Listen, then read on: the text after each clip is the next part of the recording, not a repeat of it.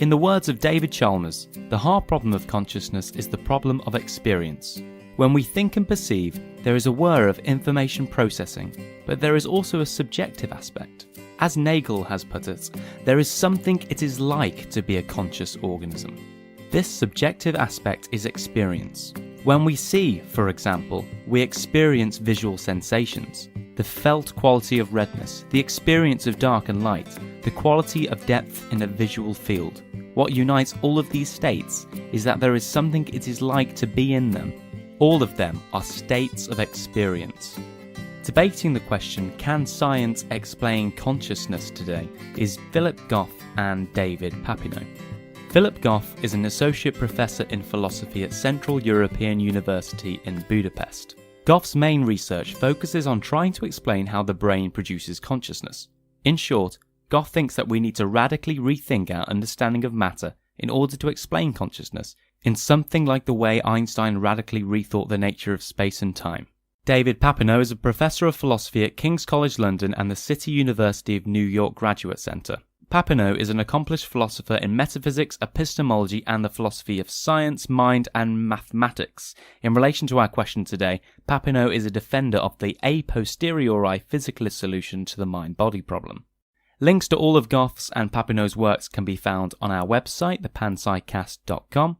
This fascinating debate was recorded at the University of Liverpool London campus. Thank you to all of the staff at the University of Liverpool London, and thank you to Philip Goff and David Papineau for taking part in today's debate.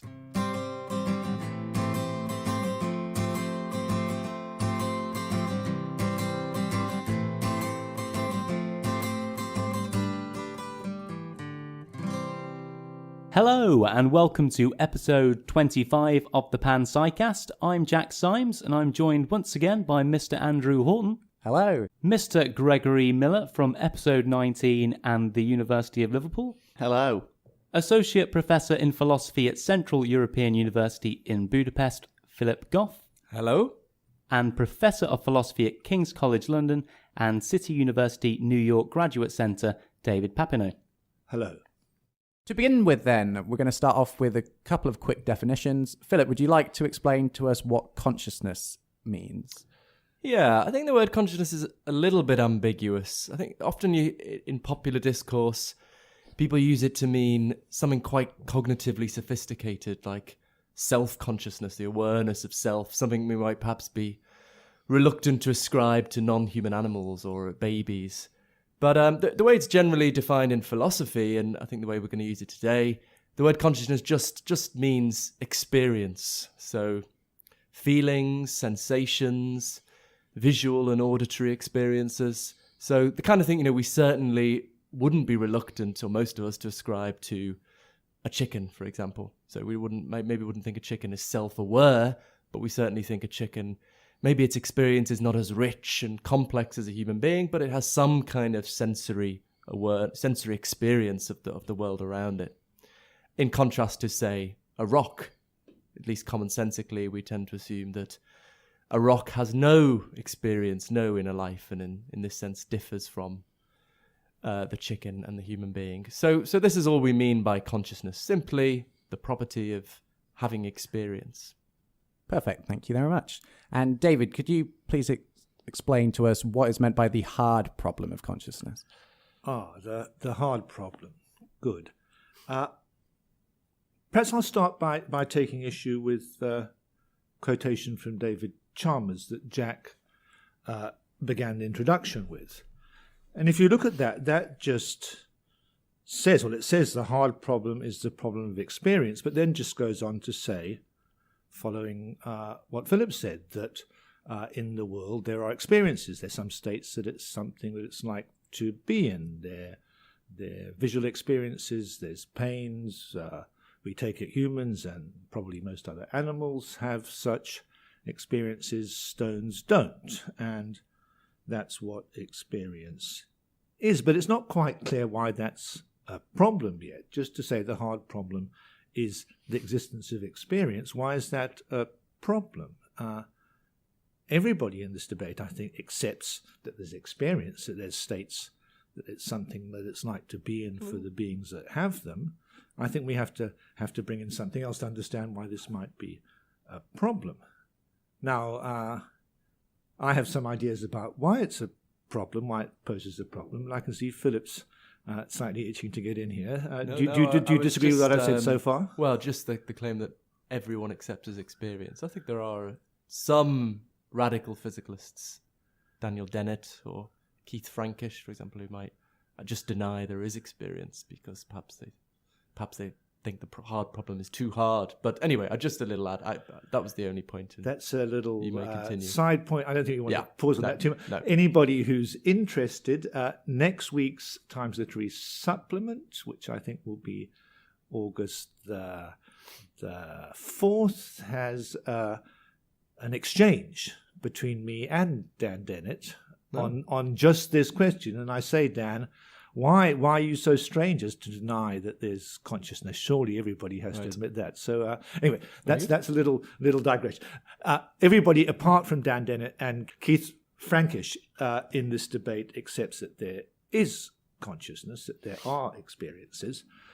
And I think the hard problem is understanding how they fit into the rest of the world, how they relate to other kinds of states. That's where the problem comes. It's not just existence of experience, everybody accepts that, but then there's a question of how experiences relate to other goings on in the world, and then we get a lot of differences between different philosophers. So I think the hard problem really gets interesting because there are these philosophical arguments which purport to show that physical science can't possibly account for the existence of conscious experience. So this is what really motivates the core of the hard problem. So sometimes a little bit frustrating, I find, in popular discourse where people talk about the hard problem and maybe give their solution, but they just stick at that superficial level. They don't offer any response to these arguments that try to show that physical science cannot account for consciousness. I mean, maybe those arguments are rubbish. Maybe there's a response to them, but you have to respond to those arguments. Phil, I'm not quite sure why at this stage we're asking physical science to explain consciousness. I kind of feel you might have got a bit ahead of ourselves here, because after all, the orthodox view, historically speaking, going back to Descartes, and I'd say for most scientifically informed thinkers until fairly recently, was that there were two kinds of things in the universe. There was physical stuff, atoms, molecules, stars, and so on, and conscious stuff, mind stuff. And these were just two separate constituents of the universe, and they interacted causally. This is the dualist, interactive dualist view. And from that perspective, there's no demand for physical science to explain consciousness. Consciousness is just another kind of stuff in the universe alongside the physical stuff. Sure, yeah, I think that's a good point. So if you're happy to be a dualist, dualism being the view that mind and matter are fundamentally different kinds of thing, the view of Descartes, then in a way you avoid the hard problem altogether. I mean, you're not worried about these arguments that purport to show that physical science can't account for consciousness, because you think, well, of course it can't, because the soul is not a physical entity. So that's right. I mean, if you're not going to be worried by these arguments. In fact, those arguments might no doubt motivate you to be a dualist for precisely that reason. I suppose, like many philosophers, I find dualism quite unattractive. I mean, just on the face of it, it seems a quite inelegant, disunified, unparsimonious picture of nature. And of course, there's also the classic problem of how mind and matter interact causally, which I think you've written a few things on.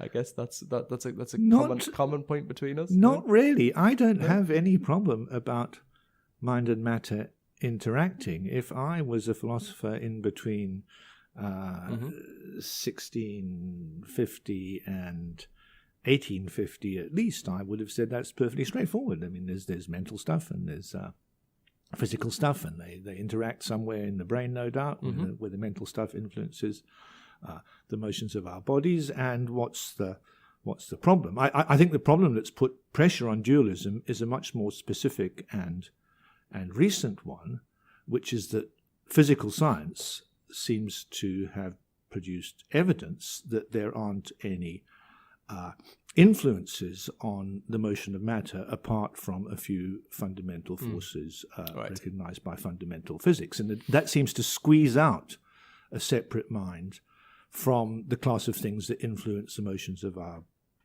matter and our bodies in particular. And that's why dualists nowadays are kind of pushed into the rather unpleasant position of being epiphenomenalists. And given that that's such a nasty and really, in the end, untenable position, now we have the problem, of given that dualism is out, how are we to conceive of the connection between the material world that seems to exhaust the causal realm and the experiential world that we know about directly from our own experience. Right, so there's no a priori problem with mind and matter interacting. Absolutely. It's more that if we have empirical grounds for thinking that the physical world is a sort of closed causal system with no influence from outside of it, then this gives us problems. This then gives us problems explaining how the mind's influence can fit into that picture, right? Just before we jump into part one, can you clarify what epiphenomenal is for the listener, please?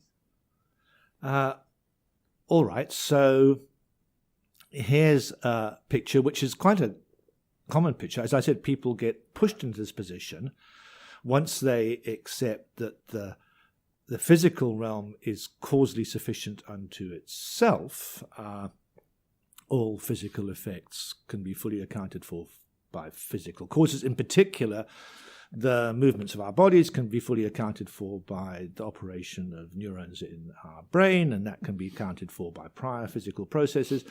Then how does a separate, dualistically conceived mind relate to all that? And the standard picture you get pushed into is it's a bit like the puffs of smoke on a train. Here's the train going along, all the physical processes causing each other sufficient unto themselves, and every so often a puff of smoke comes up, the brain kind of generates a feeling, but the feeling doesn't have any independent influence on the motion of the train. So that's the epiphenomenalist picture. The feelings are like puffs of smoke relative to the operations of the brain.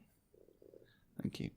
Yeah, so I think at this point we're in agreement. We both think conscious experience exists, that it needs to be accommodated somehow in our overall picture of the universe, and we're both unhappy with dualism. So that does raise the challenge of, well, if you're not a dualist, how does consciousness fit into the physical world? And so at this stage, I think we're both pretty much agreed on the problem, although I guess we'll pretty quickly disagree on the solution.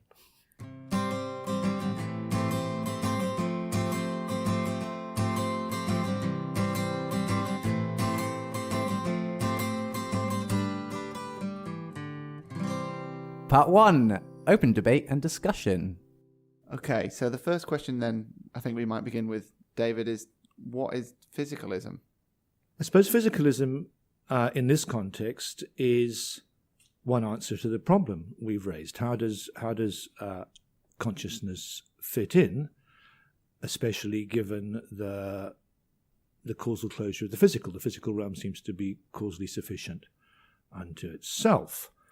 And the answer I favour, along with a good number of other philosophers, is that the solution to the puzzle is to recognise that conscious processes just are one and the same as physical processes. When I have a certain visual experience as of seeing a red surface, that's just one and the same as certain neural oscillations in the certain area V4 of my visual cortex. So that solves the problem of how conscious experience get into the physical world and have physical effects. They just are one and the same as physical processes. So that's a physicalist view of consciousness. Yeah, so I think physicalism starts to run into problems when we get to what philosophers call phenomenal qualities. So this is just a technical term that just means the qualities we encounter in our experience, the redness of a red experience, the itchiness of an itch, the sensation of spiciness. And I think the trouble is that there are pretty powerful philosophical arguments that purport to show that physical science just can't account for these qualities. So I guess the starting point would be the knowledge argument. And I know you've in a previous podcast you've looked at the knowledge argument, but I've been thinking recently that maybe the knowledge argument is a little more exotic than it needs to be.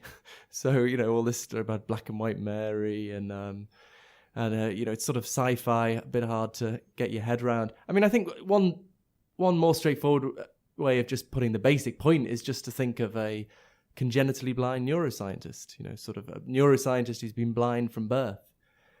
And it's pretty intuitive that such a neuroscientist will never know what it's like to see red, right? No matter how much neuroscience they read, they're never going to know what it's like to see red. You have to actually experience red to know what it's like to see red. So that's the starting point. So what follows from that? I think it follows that the language, the vocabulary of neurosciences or physical science more generally just can't fully characterize those phenomenal qualities. Can't characterize, for example, what it's like to see red. Because if it could, then your congenitally blind neuroscientist would be able to read the neuroscience and know what it's like to see red, which they clearly can't. So I think what this shows is that the language of neuroscience cannot characterize the phenomenal qualities. And if it can't even characterize them, then it certainly can't explain them, right? If a neuroscientific theory was going to be able to explain the phenomenal qualities, it would have to fully characterize them and then explain them in terms of more fundamental brain processes. But if it can't even describe them in the first place, then it certainly can't explain them. So that's the debates get very complex, but I think that's the starting point to start to see why physicalism runs into trouble when it gets to the phenomenal qualities. Okay, but I don't think you're being fair to the physicalist position I endorse. After all, a physicalist like me is going to admit from the start that it's a discovery that conscious processes like an itch or having an experience of a red surface are one and the same as brain processes. It's not something that we know straight off. It's something that we need science and investigation to find out. So from the physicalist point of view, these identities between conscious mental processes and brain processes are like everyday discoveries based on evidence, such as that Superman turns out to be Clark Kent, or water turns out to be H2O. Right. So looking at it like that, well then it's not surprising that a blind neuroscientist or somebody who is only thinking of these matters in physical terms is going to be deficient in a certain sense. They aren't going to be thinking in terms of the everyday concept of seeing something red or feeling a pain. They're just going to be thinking in terms of the neuroscientific stuff. But the fact that there's two ways of thinking about this mental state, and certain people might only have one of them, doesn't show that the two ways of thinking don't refer to the same thing. So you may as well argue, look, somebody who only knows about Clark Kent and has never heard of Superman won't be able even to raise the question of whether Clark Kent is the same as Superman because they haven't got the concept of Superman. Well, maybe so, but that doesn't show that Clark Kent and Superman aren't just the same person, and that somebody who does have both concepts will do well to recognize that they refer to the same thing. Right, but I mean, there's a difference, isn't there? Because your congenitally blind physical scientist can can learn the chemistry and would be able to deduce that water is H2O or these other empirical identities, that heat is molecular motion. But arguably the congenitally blind neuroscientist, no matter how much physical science they learn, will never be able to know what it's like to see red. So no matter how much physical science they learn, there's a fact there they're missing out on. So that does seem a disanalogy to these other empirical identities you're drawing our attention to. I think there's two thoughts in there. Let me just address one of them. As I see it, one of our ways of thinking about experiences, like seeing something red or feeling a pain. So we have these two ways. We think about the experience in terms of what it's like. We imagine how it feels, or we think of the experience, I say, in terms of thinking about certain neural processes, oscillations in V4. Now, I think the first way of thinking about this state, thinking about it, as it's sometimes technically called, phenomenally, is tied to actually having the experience. So when you get to be able to think about the experience, as it were, internally in terms of what it's like, it's as a result of previously having had the experience and then recreating an imagination and thinking about it that way. Now, of course, somebody who's been blind from birth will not ever be able to acquire that kind of concept of a visual experience. But that's just to do with the fact that they never actually had those visual experiences. There's nothing to show that somebody who has had those visual experiences and can think about them in terms of what they're like isn't then thinking about just the same thing as goes on in the visual cortex. Right. So this is an example of what's become known, I guess, as the phenomenal concept strategy. So it seems that these phenomenal qualities are very peculiar and very different to physical properties, and the phenomenal concept strategist says, no, it's not the properties themselves, the phenomenal quality on the one hand and the brain state on the other, that are weird, that are different. It's the concepts. So or to put it another way, we explain the weirdness of consciousness not in terms of consciousness itself, but in terms of our concepts, these funny kind of concepts we use to think about it. And so that's the response to the knowledge argument. Exactly. I guess, two words for one thing. The congenitally blind neuroscientist lacks, what they're lacking is this kind of funny concept that you can only have through. Yeah, so I mean, there's an interesting debate to be had here. I suppose it's important to distinguish between more radical and more moderate physicalists. You know, your more radical physicalist, like Daniel Dennett, who we already raised, might just say there just aren't phenomenal qualities. They're just an illusion. They don't really exist. There seem to be these qualities in our experience, you know, the feeling of pain or the itchiness of an itch, but really they don't exist. But a more moderate physicalist, and I think David is in this group, proposes instead, well, no, what we need is a kind of brute identity. So the phenomenal qualities, they really exist. You know, these qualities we find in our experience, they really exist, but they're just identical with physical processes in the brain, and as just a sort of brute identity. So, and this is where the arguments get very interesting and maybe get slightly more technical. I mean, let me try and give a couple of problems, concerns with that strategy.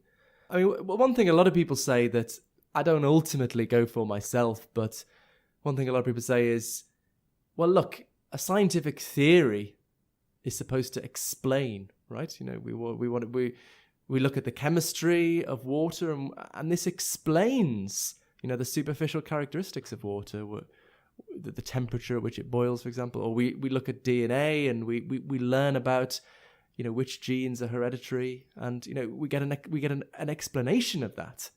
Whereas, you know, so it's natural when it comes to consciousness and we're thinking about these phenomenal qualities. And most people have this, well, I want an explanation. I want an explanation of why they exist, why they come about in the brain. And then you answer with, oh, well, it's just a brute identity and there's nothing more to be said. And one sort of feels a little bit dissatisfied by that, but feels perhaps, you know, you're not doing what science is supposed to do, which is explain. Can I interject for a moment? So could you just clarify what you mean by brute identity? So take David's example of Clark Kent and Superman. Is the idea that no matter how much one knew about Clark Kent and no matter how much one knew about Superman, once you were told that they were the same person, you just couldn't see that they were, even though you have been told they are? Yeah, I suppose in the case of water and H2O, or in the case of Superman and Clark Kent, we don't really feel any need for a further explanation. It's completely satisfying to be told, well, look, these are just the same person, and you're completely satisfied. But when you're just told as a matter of sort of brute fact that these qualities we find in our experience are identical with these brain states you can prod and poke in the brain in principle, although it's a bit dangerous. You feels like something more needs to be explained here. We don't seem to have an adequate explanation. I mean, so it seems disanalogous. Let me put it another way. It's disanalogous to the case of water and H2O. It seems like when we learn that water is H2O, we get an explanation of the superficial characteristics of water. When we learn that, well, like the hackneyed example philosophers always give is pain and C fibers firing, where C fibers firing is supposed to be some brain state that is identical. It's actually empirically implausible, but it's just become the kind of standard example. So when we're told that the feeling of pain just is C fibers firing, we don't seem to be getting any kind of explanation there. Okay, you said two things in there. First of all, you said it seems disanalogous, and then you said it is disanalogous. I agree with you that it seems disanalogous, but I disagree that it is disanalogous. So I think we need to distinguish here between intuitions and arguments. I concede to you that there's a strong intuition that the, as you put it, brute identity claim leaves something unexplained. And I want to come back to that, but let's put that to one side and let's see whether there's any arguments, as opposed to intuitions, about the inadequacy of the brute identity claim. So you said the trouble with the brute identity claim is that we fail to explain something. We don't, for instance, as in the water H2O case, in that case you say knowing that water is H2O explains the temperature, melting point, and so on, right. And the melting point of ice and the boiling point of water and so on. I don't see there's any disanalogy here. The identity of pains with C fibers firing, to stick with that example, will explain a lot of things. It will explain why pains are caused by cuts to your skin. It will explain why aspirins make pains go away, and so on. It looks exactly analogous. It's true that we don't explain the identity, but I don't think identities are something that need explaining. If somebody comes along and says, why is water H2O? Why is Clark Kent Superman? That sounds like a funny question. I mean, you might say, why do you think that water is H2O? How did you find out that water is H2O? Once you've discovered that it is one and the same thing, then it just seems a strange thing to say. Why is it itself? Why is something itself? Well, it just is. So as far as explanation goes, I don't see there's anything left unexplained, so I don't see that you have an argument against the positing the brute identity. But let me now say, as I agreed with you, there does seem to be a disanalogy. And I think that this is nothing to do with arguments against the identity claims. It's rather to do with the fact that people find it, and I include myself in this category of people find it very hard fully to embrace, to accept the claim that pains are one and the same as C fibers firing, that a visual experience is one and the same as a brain process. And because we find it so hard to accept, we're inclined to slip into dualist thinking when we think not just are there two concepts here, two names, but there's two different things. There's the brain process, right, and then the puff of smoke. And then we start wanting to understand, why does the brain process give rise to the puff of smoke?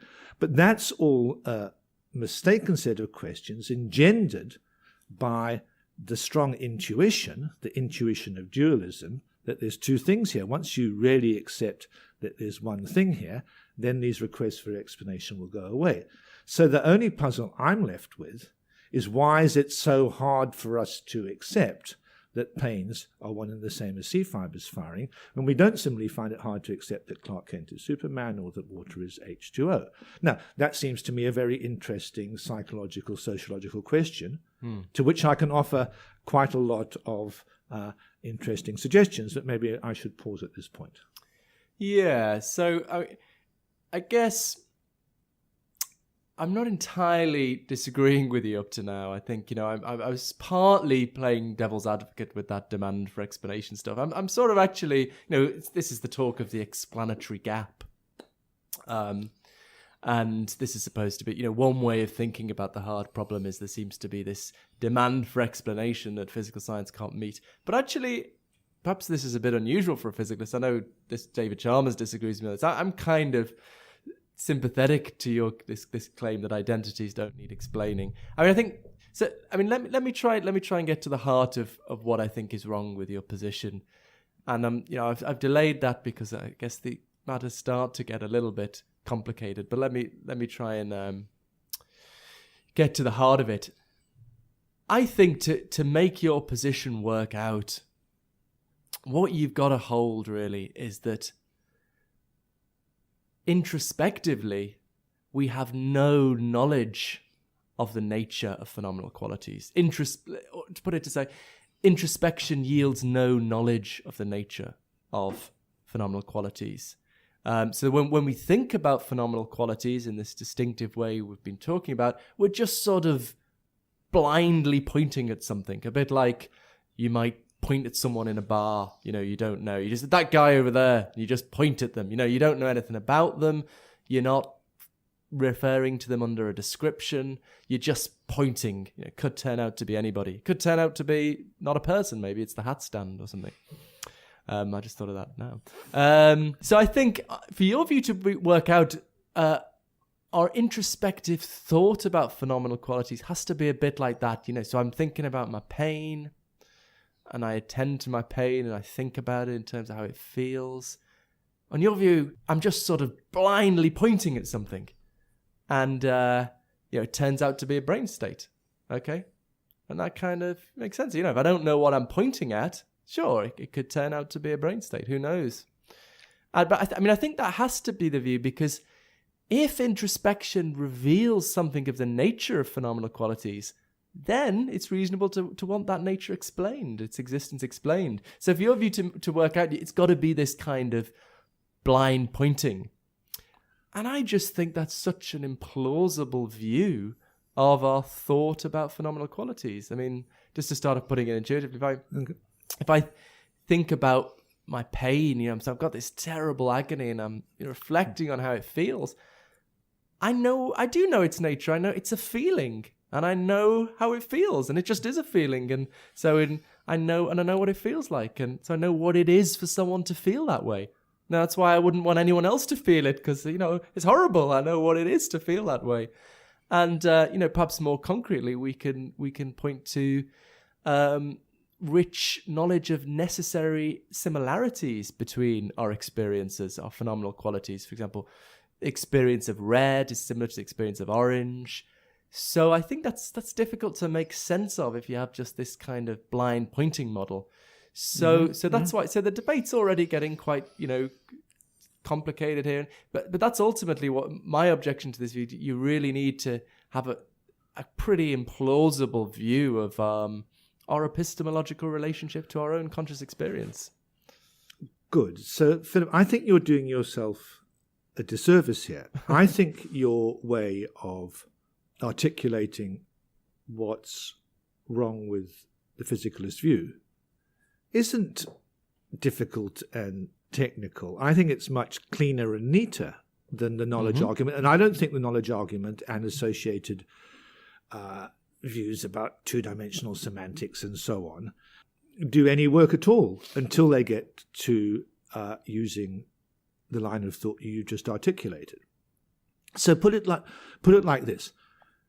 Your view is that when we're thinking about conscious states like pains and visual experiences, as I put it, in the everyday phenomenal way in terms of what they're like, the non-scientific way, the kind of intuitive, direct way. When we're thinking in that way, the nature of those states is revealed to us.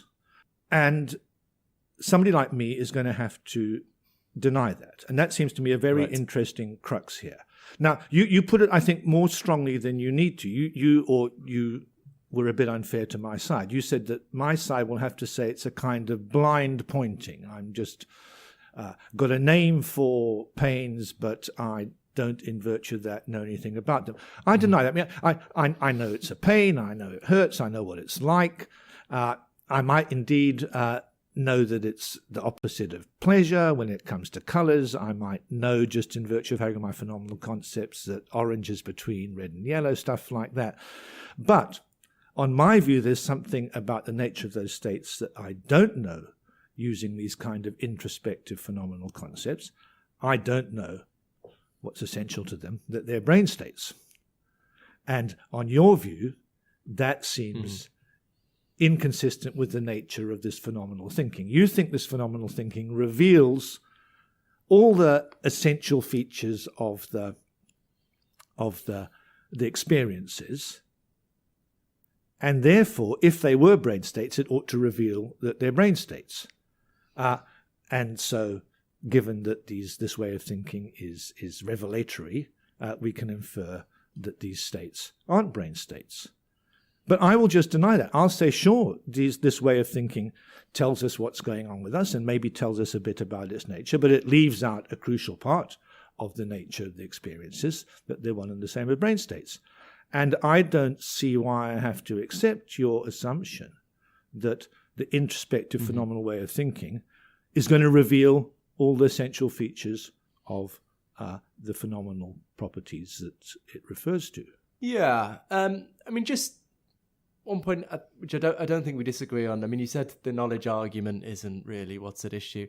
I mean, I think it is in a sense. We're already quite a complicated argument that depends on a lot of agreement. That the knowledge argument does show that there are these two different concepts, and I think the knowledge argument is hugely important to get to that stage. I agree about that. I mean, I think.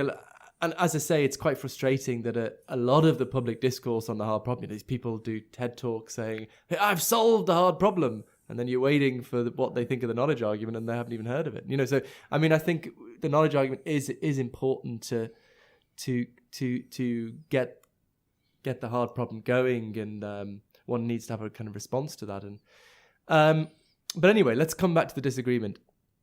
So you're saying, part of what you're saying, well, you don't have to say that it's a completely blind concept. You can know something about. I mean, well, one thing you said is you can know it's a pain. I'm not sure that's just like if I point at a guy in the pub, say that guy, and then I know that guy is that guy. I mean, that's sort of trivial because I'm just reusing the label. So I'm not sure that I know it's a pain. If that's just reusing the kind of blind pointing concept, does very much. But then you said, you can know it's dissimilar to pleasure, or it's not pleasure, or I guess you'd want to agree with me maybe that it's, that red experiences resemble orange experiences. Okay, so now, and things do start to get complicated. What I say is, tell me more about your theory of these concepts. How they fix reference, how they fix reference in such a way that we know some necessary features of these, but we don't know others, and how. I mean, I think there are other peculiar features of our epistemological situation with respect to phenomenal qualities. We have a certain kind of something close to certainty. Maybe I'm not going to say absolute certainty, but there's a certain kind of special justification we have with respect to our own phenomenal qualities that we don't have, for example, with respect to external world. If I'm in pain, I know that I'm in pain with a much greater degree of certainty than I do that there's a table here, right? It's very easy to get in a kind of skeptical frame of mind and think, maybe I'm in the matrix, maybe the table doesn't exist. very hard to do that with your own pain. If you're in agony, maybe I'm not really in agony. Maybe the evil computers are just making me think I'm in agony. That's maybe it's possible. I'm not saying 100% certainty, but it seems like the kind of justification that's much closer to the justification we have in logic and mathematics. That maybe Descartes tries to think about whether we could be wrong that 2 + 2 is 4. Maybe the evil computers are making us think it's 2 + 2 is 4 and really it's 5. But so there's this very special justification. So really, and this is where this is what I try to do in my book, for example, is, physicalists, you've got to give me a theory of, well, let's just say the term phenomenal concepts, right? This is the term for these special concepts we use to think about our phenomenal qualities that David and I both think exist. It's just he thinks they refer to physical states. I don't think they do. So my challenge is, well, physicalists, you tell me a theory of phenomenal concepts that accounts for all these things, that the knowledge we have of certain necessary features of experiences, like red ones resemble orange ones, the special kind of certainty we have about our own experience. And I've just never seen a physicalist theory getting anywhere near that. And I try, this is, I try in my book to go through all the possibilities, and none of them really work out. But it's actually interesting how much we agree, right? That it gets to this stage, of can the physicalist give an adequate account of these phenomenal concepts? That's really where the cutting edge, in my mind, the cutting edge of the problem of consciousness is right now. Yeah, I wonder if you're not digging a big hole for yourself here. But just to go right back to the first point you made there about the knowledge argument, I agree that all the debate we're having here hinges on how we're going to understand the workings of phenomenal concepts. Mm-hmm. And it was the knowledge argument, Frank Jackson's knowledge argument, the Mary in the black and white room argument back in the 70s. Was it the 70s? 80s. 80s. 1982.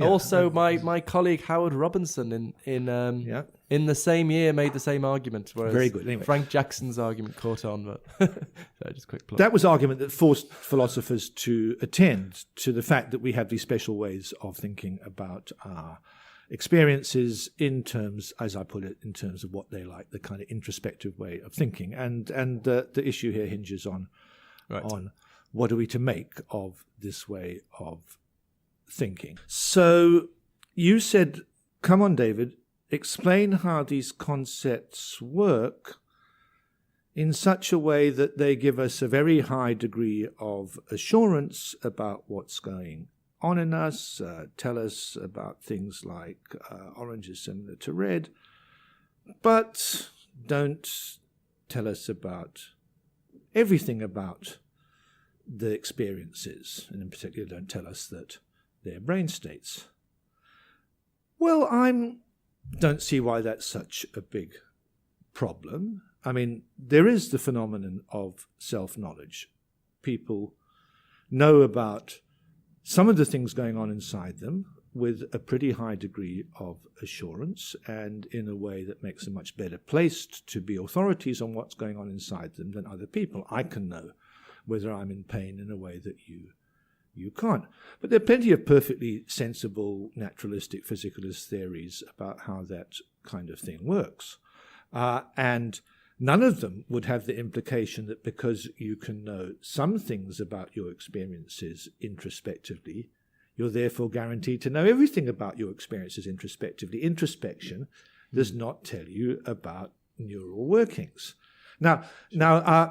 So I don't see why I shouldn't be able to answer the challenge that you posed. Give me an account of how introspective thinking workings, such that it reveals some things about what's going on inside you, but not others.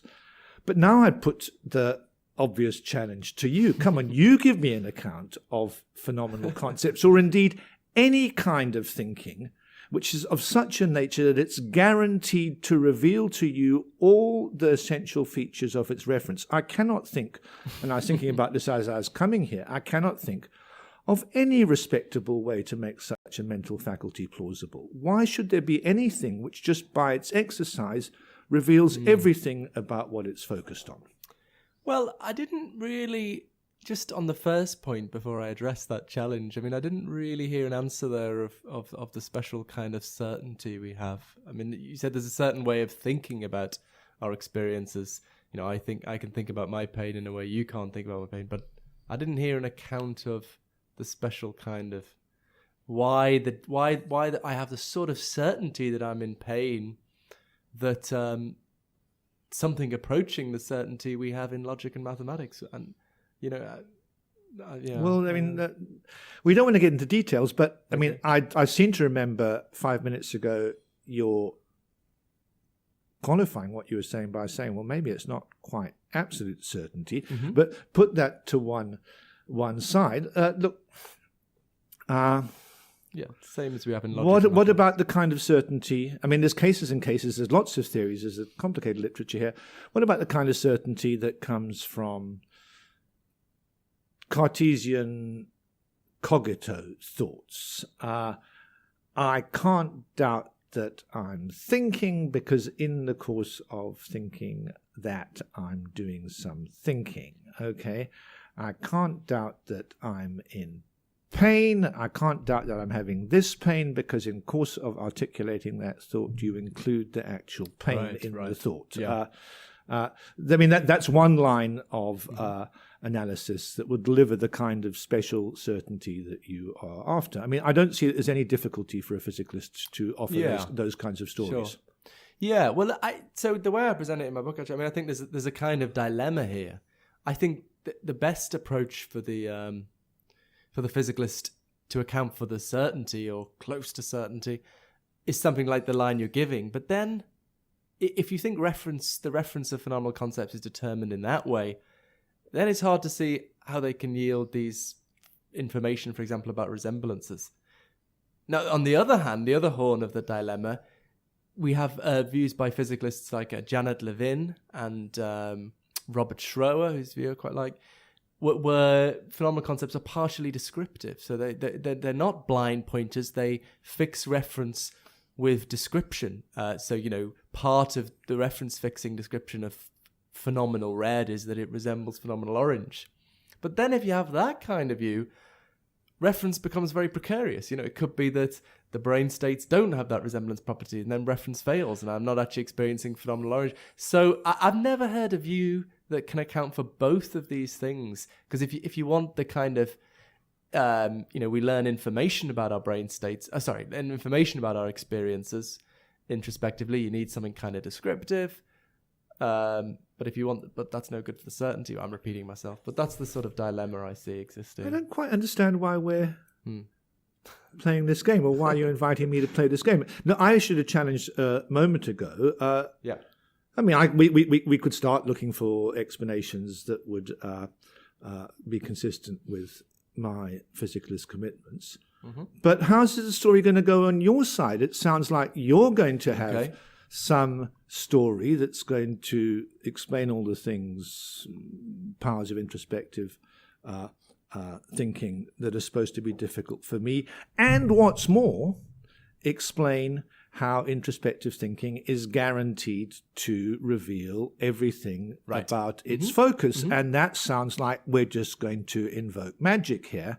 And so we have to recognize introspective thinking isn't something physicalistically explainable. It's just magic. And because it's magic, it shows us everything. I mean, I don't quite see why you're supposed to be on better ground than me here. Right. This is reminding me of an argument we had in Helsinki at 3 a.m. But anyway,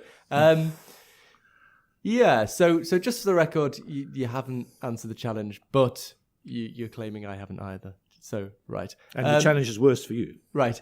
So, well, my starting point is that, I mean, I go for the venerable tradition, British empiricists, Russell, that we have a very special acquaintance relationship with our phenomenal qualities, such that their nature is directly revealed to us in having them, and thinking about them.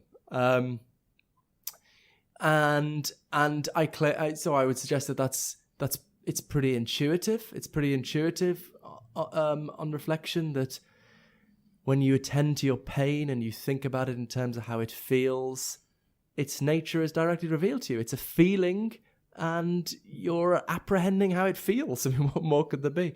So I say it's intuitive, but that's not, I mean, say it's intuitive is not a knockdown argument. But then I would say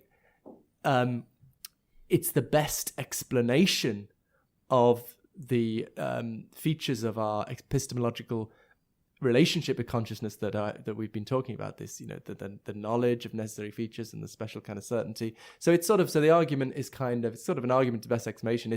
It's intuitive. Acquaintance is intuitive.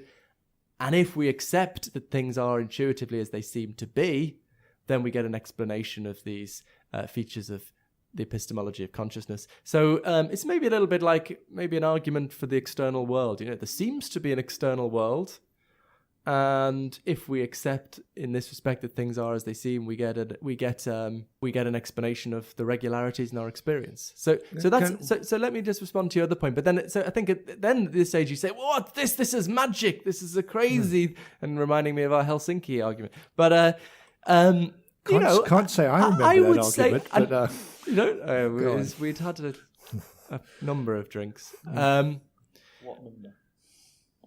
Was that the night where we discovered the stuff that was like alcoholic bitter lemon cream soda? that was a special Finnish alcoholic drink invented for the 1952 Olympics. And anyway, carry on. I don't remember that detail. I just remember you berating me on the streets of Helsinki. It's magic. You believe in magic. Anyway, but so let me try and respond to this charge that I believe in magic.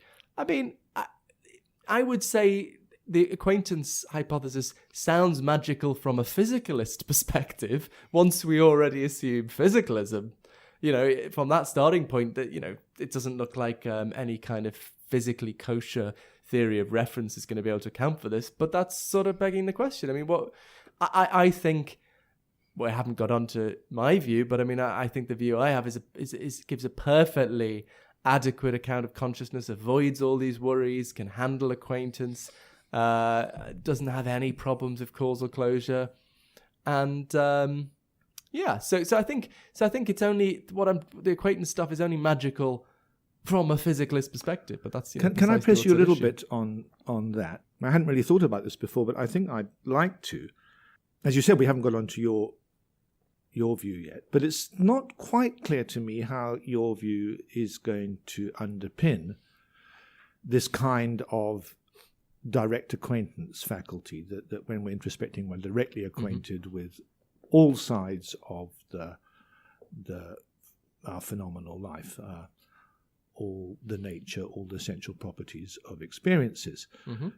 And what's worrying me is that your views are kind of Russellian, monist, panpsychist. We might talk about that in a minute. But while that turns things round a bit, it doesn't really try and disengage from a physical account of what's going on in reality. It takes reality to have all the structure that physics says it has, and says a little bit more about the nature that breathes substance into that structure.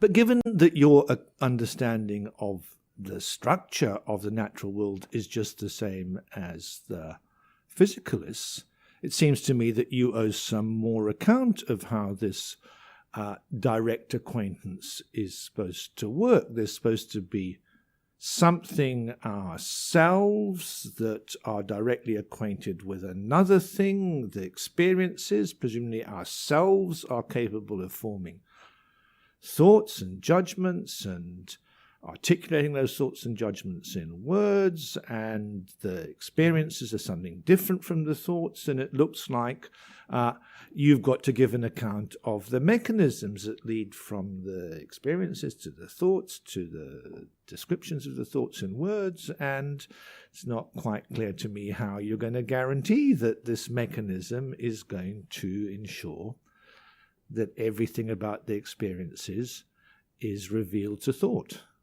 I'm not entirely sure I'm seeing what the problem is. I mean, one thing you said at the end was you have to ensure the mechanisms underpin acquaintance. But I mean, the view wouldn't be that acquaintance works by some kind of mechanism, and the view is there's some kind of there's direct acquaintance, direct revelation of the nature of the property. So I'm not sure it needs some kind of mechanical underpinning. Okay, maybe there's a question here about how, if there is this feature of reality that material beings have this acquaintance relationship, how does that fit in with what we know about the structural features of reality? Sounds like an interesting chat. I'm not quite immediately sure why there's any... I mean, there's a general problem with Russellian monism about, how consciousness fits in with the structural features of the physical world. People point to the structure, that, the structure of consciousness maybe doesn't seem to fit with the structure of the physical world. Maybe what you're pointing to is a version of that. So maybe there are some problems here. But I mean, from the Russellian monist perspective, it's a question of starting points, I think. The starting point is, well, look, this consciousness is this thing we have good reason to think exists, and that we apprehend its nature when we reflect upon it. And its nature seems to involve these features of acquaintance, or making sense of our epistemological relationship with it involves that. So that's the starting point, and then maybe you can prove that there's some inconsistency with what we know about the structural features of the physical world, but I'm not quite hearing that yet. So you both just mentioned this thing, Russellian monism. So should we clarify for the listener what this is?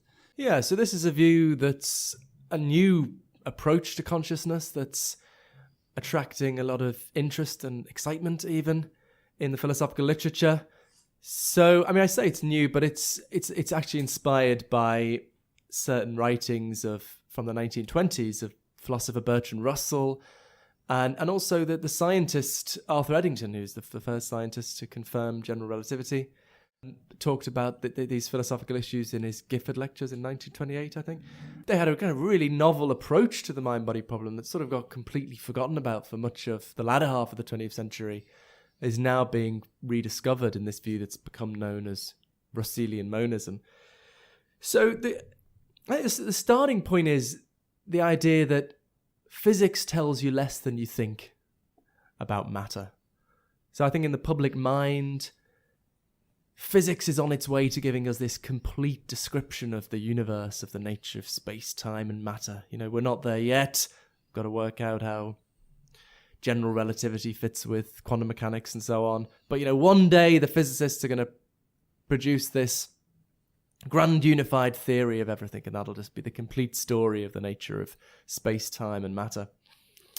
But I think, so what Russell and Eddington realize is that the problem is that when you reflect upon the kind of information physical science gives to us about matter, you discover that actually physical science just characterizes matter exclusively in terms of what it does, in terms of its behavior. So if you think about an electron. What does physics tell us about an electron? It has mass, it has negative charge. How does physics characterize these features? Very, very roughly, mass is characterized in terms of attraction with other massive things, gravity, and resisting acceleration. So this is what mass does. How things with mass behave. Or negative charge things repel other negative charge things and attract positive charge things. Again, this is about the behavior of the electron. And so when you reflect on all the properties physical science ascribes to matter, it's wholly a matter of how the thing behaves, what it does. But intuitively, there must be more to what the electron is than what it does. The electron must have what philosophers call an intrinsic nature. There must be somehow it is in and of itself. So to take a kind of analogy to try and make that clearer, if you imagine you've got a kind of concrete chess piece, concrete chess piece on a board. Suppose you know what it does. You know that it moves in a sort of L-shaped. Still, there's more to learn about it. The chess piece has some kind of intrinsic nature. Maybe it's made of plastic. Maybe it's made of wood. Maybe it's made of metal. And similarly, even after we know from physics what the electron does, how it behaves, intuitively there must be some way it is in and of itself. And physical science is completely silent on this matter. So I call this the austerity thesis, that and this goes all the way up to physical sciences with chemistry, neuroscience. Neuroscience characterizes brain states in terms of what they do, their causal role with respect to sensory inputs and behavioral outputs. So all the way through physical science, this is a huge gap in the picture of the world we're getting from physical science. Physical science tells us nothing about the intrinsic nature of matter. So how does this help with consciousness? Well, so come back to the problem of consciousness, the hard problem. Roughly think it's the question of where the phenomenal qualities are in the brain. How do we locate the phenomenal qualities in the brain? But now, when we reflect on what I call the austerity thesis, we realize, well, there's another problem. What is the intrinsic nature of the brain? We don't know from neuroscience or physics what the intrinsic nature of the brain is. And so the Russellian monist thought is, well, let's solve both these problems at once. And we say that phenomenal qualities are, at least in part, the intrinsic nature of the brain, or more specifically, the physical processes in the brain. So the idea is that neuroscience characterizes physical brain processes extrinsically in terms of what they do, their causal role in the body, in the brain. But in terms of their intrinsic nature, how they are in themselves, they're forms of consciousness, they're feelings, sensations, phenomenal qualities. So I think that, this gives us a beautiful way of unifying mind and matter, giving a non-dualistic, unified picture of the world. Gives you everything you want from physicalism, but without the difficulties accounting for consciousness. So, really seems a lot of people seeing it as a very hopeful way forward on consciousness. So that's the rough idea. Thanks, Philip. That was very, very clear, very interesting. Shall I say what I think about that? Go ahead. Please do.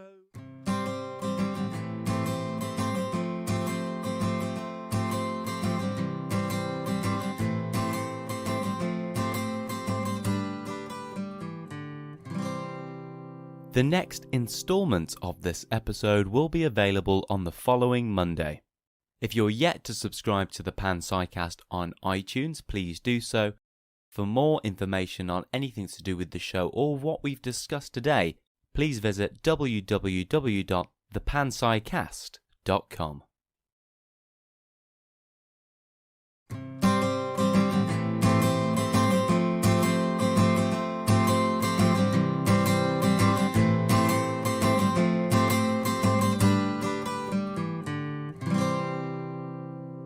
Even if we buy into this metaphysics of, as you put it, intrinsic natures, giving substance to the roles revealed by science, I don't see how it helps with the problems that you were saying pushed you away from physicalism. So that's one issue. The second issue, I find this metaphysics of intrinsic natures very strange. So let me just do those two things in order. As you're seeing it now, so in a sense, the experiences are one and the same as things going on in the brain, but they aren't one and the same as so much with the roles described by science, but the intrinsic underlying natures that fill those roles.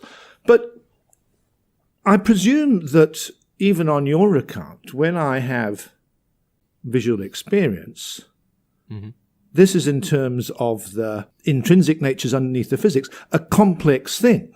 I take it that you don't want to deny that it involves complexes of neurons in the visual cortex and so on. It's just that you're not interested in the things so described, but the intrinsic natures that fill the neuron. But then the experience, the visual experience, turns out to be a complex thing with internal structure. I think this is called the grain problem. So on your account, since phenomenal concepts are completely revelatory, you ought to be able to see that a visual experience is a complex thing with a rather fine-grained structure, but we don't. So it looks like the problem that pushed you away from simple-minded physicalism is still there on your account. So that was one problem with your position. Second problem, do we really want to buy into this business of intrinsic natures behind the roles discerned by physics? So, on your view, I don't know, let's take the mass role or the electron role. In your view, physics tells us that there's a quantity that bodies have that is proportional to the resistance to acceleration and bends space in a certain way. But it doesn't tell us what plays that role. It just tells us that there's some X that plays that role. Mm-hmm. And on your account, it's perfectly possible, in fact, this is crucial to your account, that there's another possible world which looks just like this world, but where Y plays that role. So in our world, a certain role is played by mass, but there's another world in which everything works just the same. There's a quantity that is resistant to acceleration and bends space, but it's not mass, it's not our mass, it's schmass. And my reaction is, no, that's not another possible world. A world in which there's a quantity that resists acceleration and bends space in just the same way as there's a quantity here is just our world being redescribed in different ways. I just can't see what the reason for supposing that underneath the roles described by physics, there's a further thing that might be filled in different ways.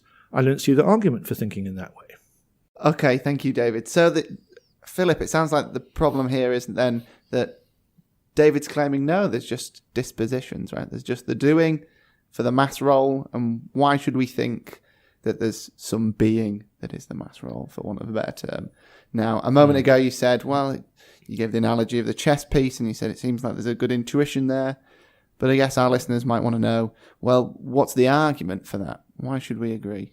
Right. No, fair enough. Yeah, I did put the point very intuitively, but it's reasonable to ask, what is the argument behind this? I mean, the way it usually goes, the way it was defended by Russell and my colleague Howard Robinson and John Foster, the claim is that, well, the view that's known as dispositional essentialism that David is advocating, or causal structuralism sometimes. So the view that all fundamental properties are really just dispositions. They're sort of doing properties. I mean, a disposition is something like fragility is a disposition, the disposition to break in certain circumstances, or flammability, the disposition to burn in certain circumstances. So dispositional properties are defined in terms of what they do.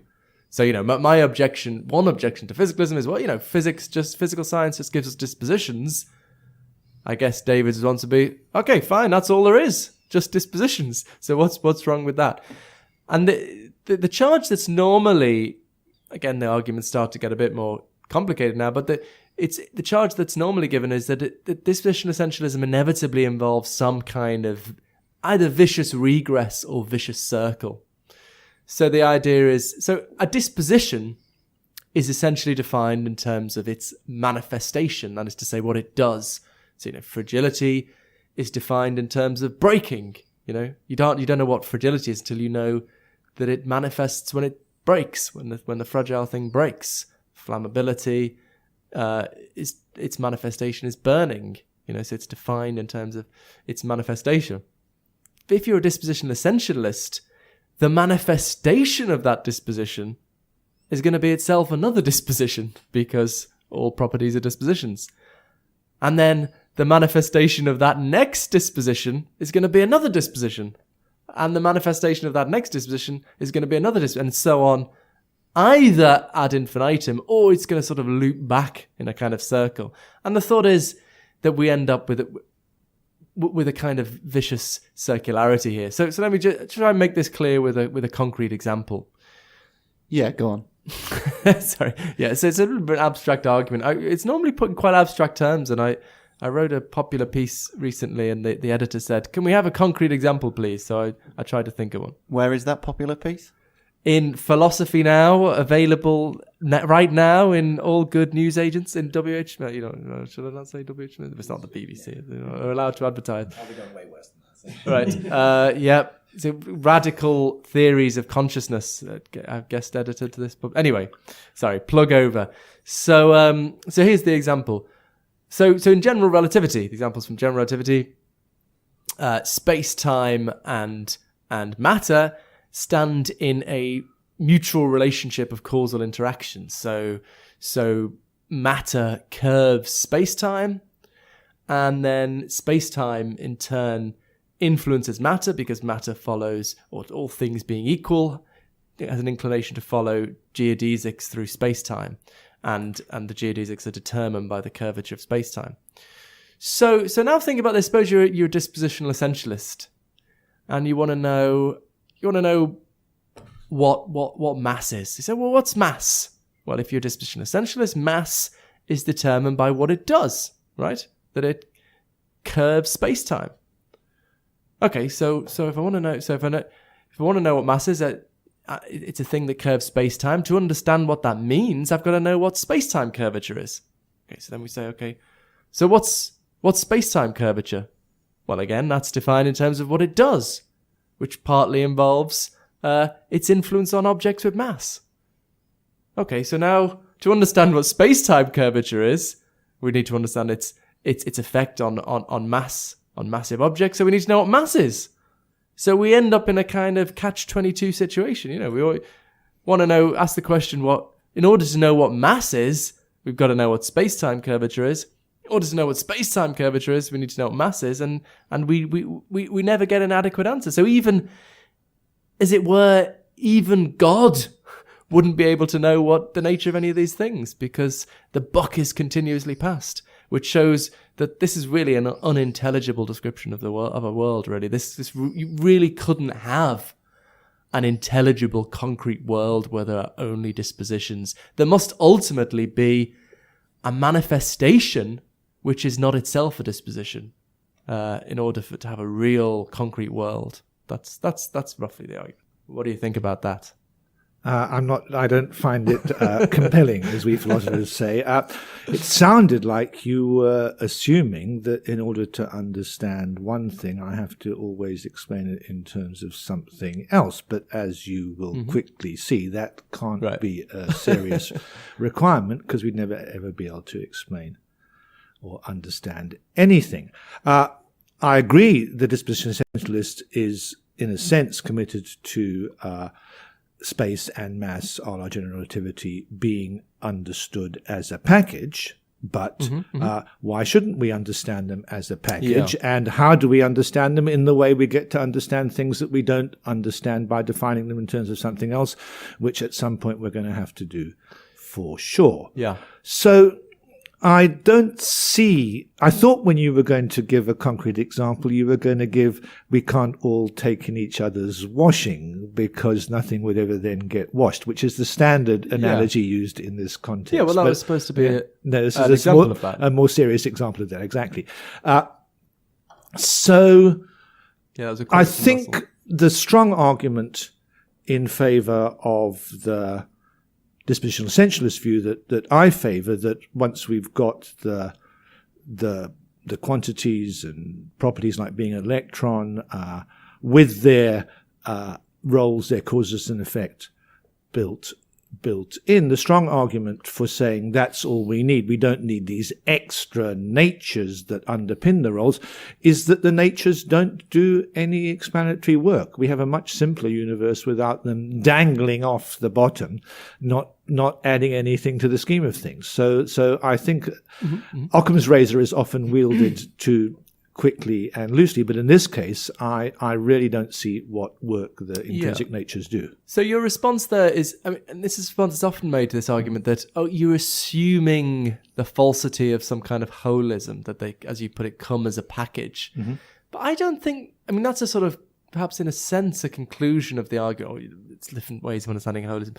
But that's not a premise of the argument. That's not, all that's demanded is an answer to the question, what is the nature of this property? And the claim is you never ever get an answer to that question. You just go around in a circle. So imagine, I say you've got these two properties, X and Y. You say to someone, okay, what's X? And they go, well, it's a thing that gives rise to Y's. You say, okay, all right, so what's Y? You say, well, it's a thing that gives rise to X's. And you say, well, I don't know what the hell these things are. You just, you haven't told me what, if you disposition essentialist, these properties are defined in terms of what they do. And from that description, I don't have an answer to what they do. But I don't The see buck why is passed. you're demanding natures over and above the causal roles. Look, if I tell you that if there's a quantity that resists acceleration under the influence of forces, and bends space according to general relativity, I tell you, if there's a quantity like that, then it's mass. And if there's mass, that's what it's going to be like. Then why haven't I told you about the nature of mass? What more is there to know about mass than it's that quantity? Well, I'm just going off the maybe I'm having a different understanding of dispositional essentialism as the writings of people like Alexander Bird, who I think is about to become your colleague. Exactly. On Twitter yesterday. We're very pleased indeed. He doesn't say they're not. They don't. And Stephen Mumford, it's similar. He's not becoming your colleague. He's also dispositional essentialist. They don't say there's no natures. They say the natures are dispositional. Sorry, that's what I meant to say. It's defined in terms of what it does. Okay, so then I say, yeah, well, tell me what it does. And you say, well, so what does X do? If X is a doing thing, that's its essential nature, what does it do? Well, it gives rise to Y's.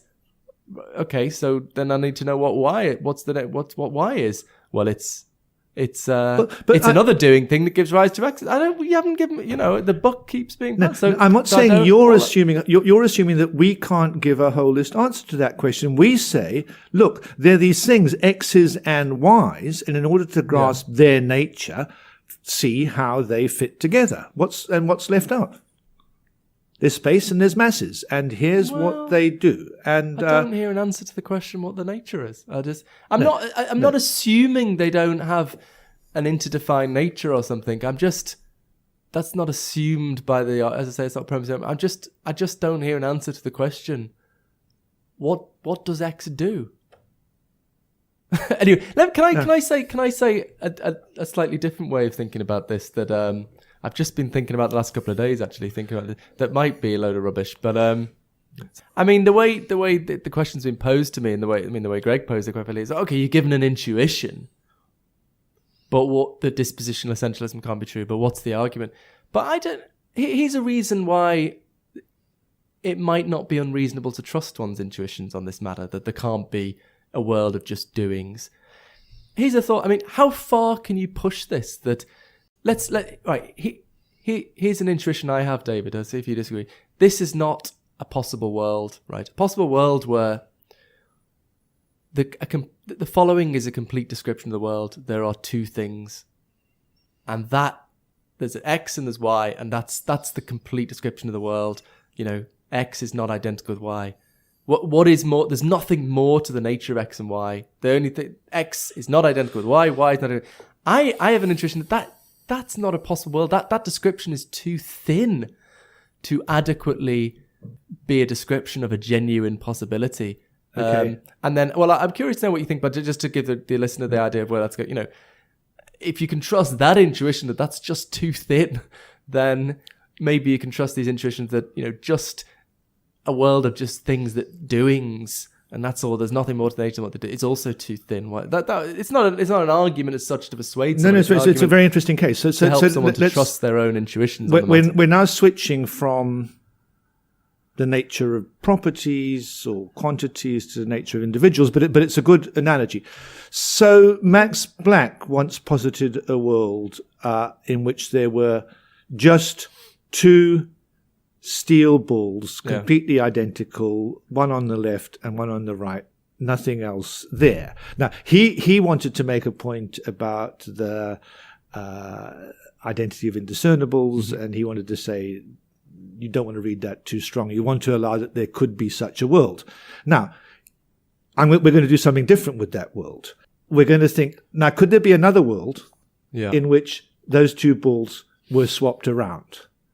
And you want to say, in effect, yes. I mean, there's X and there's Y, and they have their natures, and now you want to think there could be another world in which those two balls are swapped around. I'm inclined to say no. A world in which those two balls are swapped around is just the same world.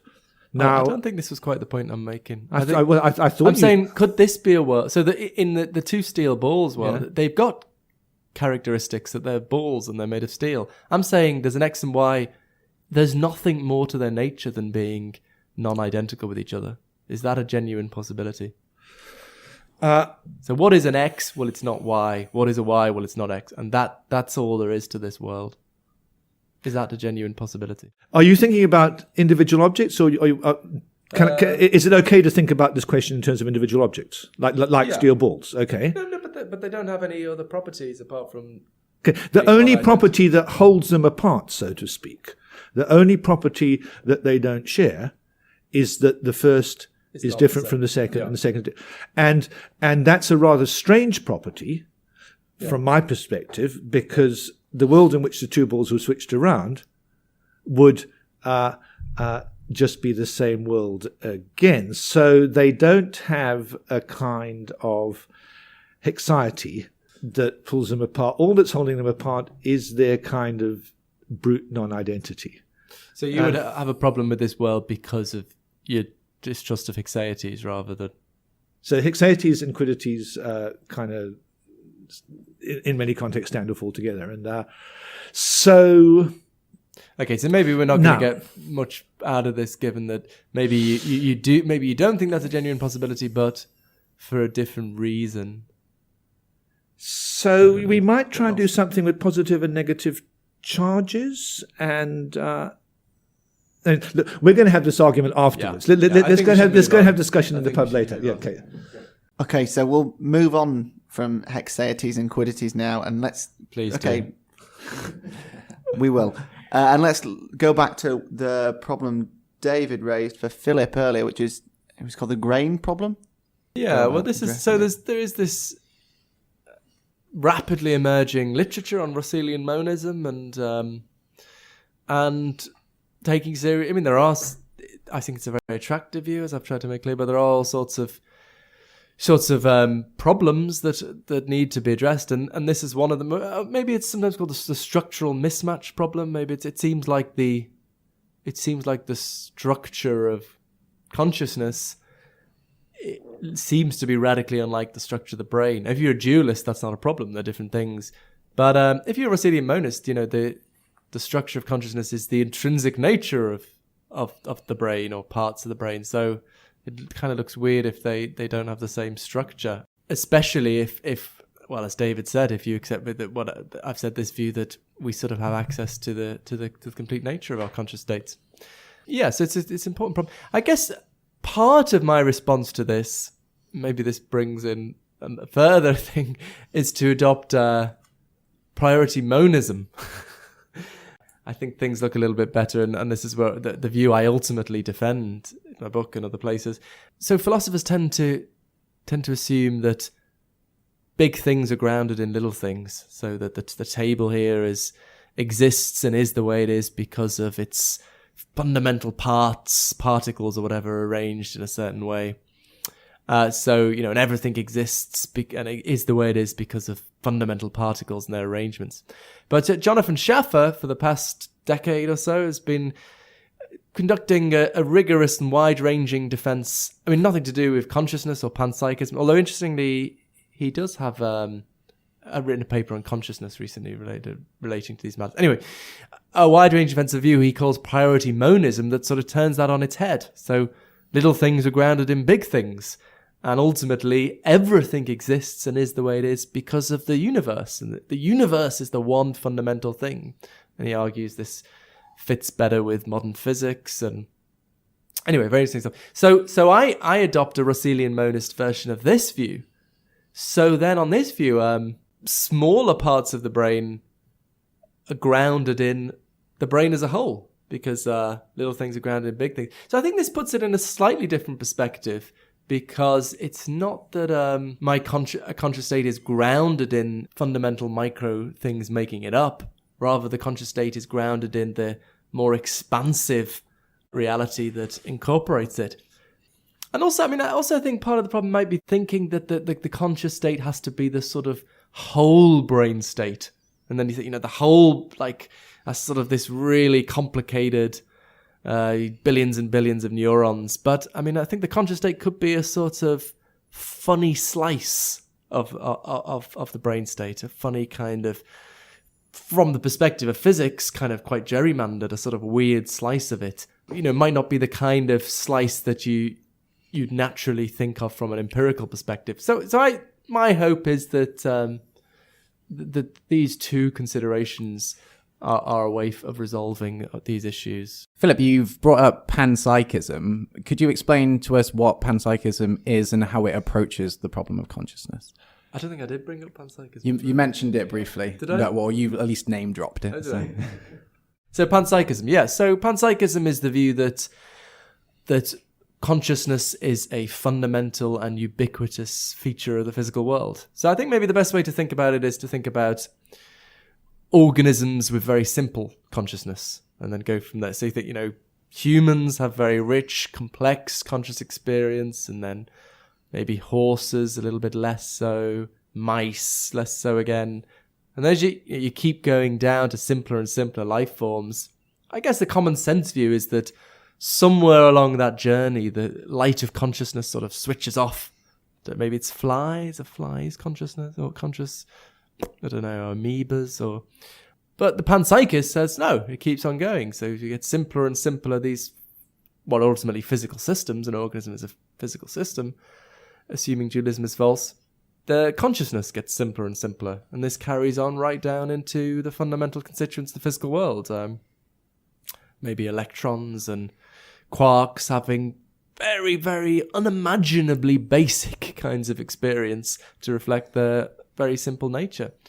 And then, in a standard panpsychist view, that my consciousness of my brain, in its richness and complexity, would be somehow made up of the consciousness of its most basic components and their interactions. Okay, so that's the general view. So my way into this, as I say, I'm very attracted to this Russellian monist approach, and that has a variety of it doesn't entail panpsychism. There are non-panpsychist versions of Russellian monism, but I'm inclined to think from Russellian monism there's a quite natural path to panpsychism.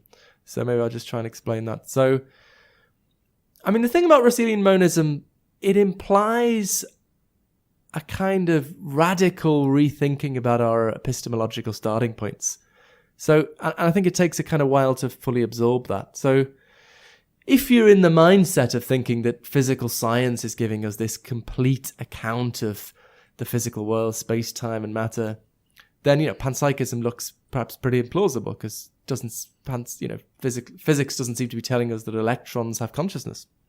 And I think that's maybe why people intuitively think panpsychism is a bit crazy. For the Russellian monist perspective, physics just tells us what matter does, tells us absolutely nothing about its intrinsic nature. And in fact, the only thing we know for certain, or close to certainty, about the intrinsic nature of matter is that some of it, i.e. brains, has a consciousness involving nature.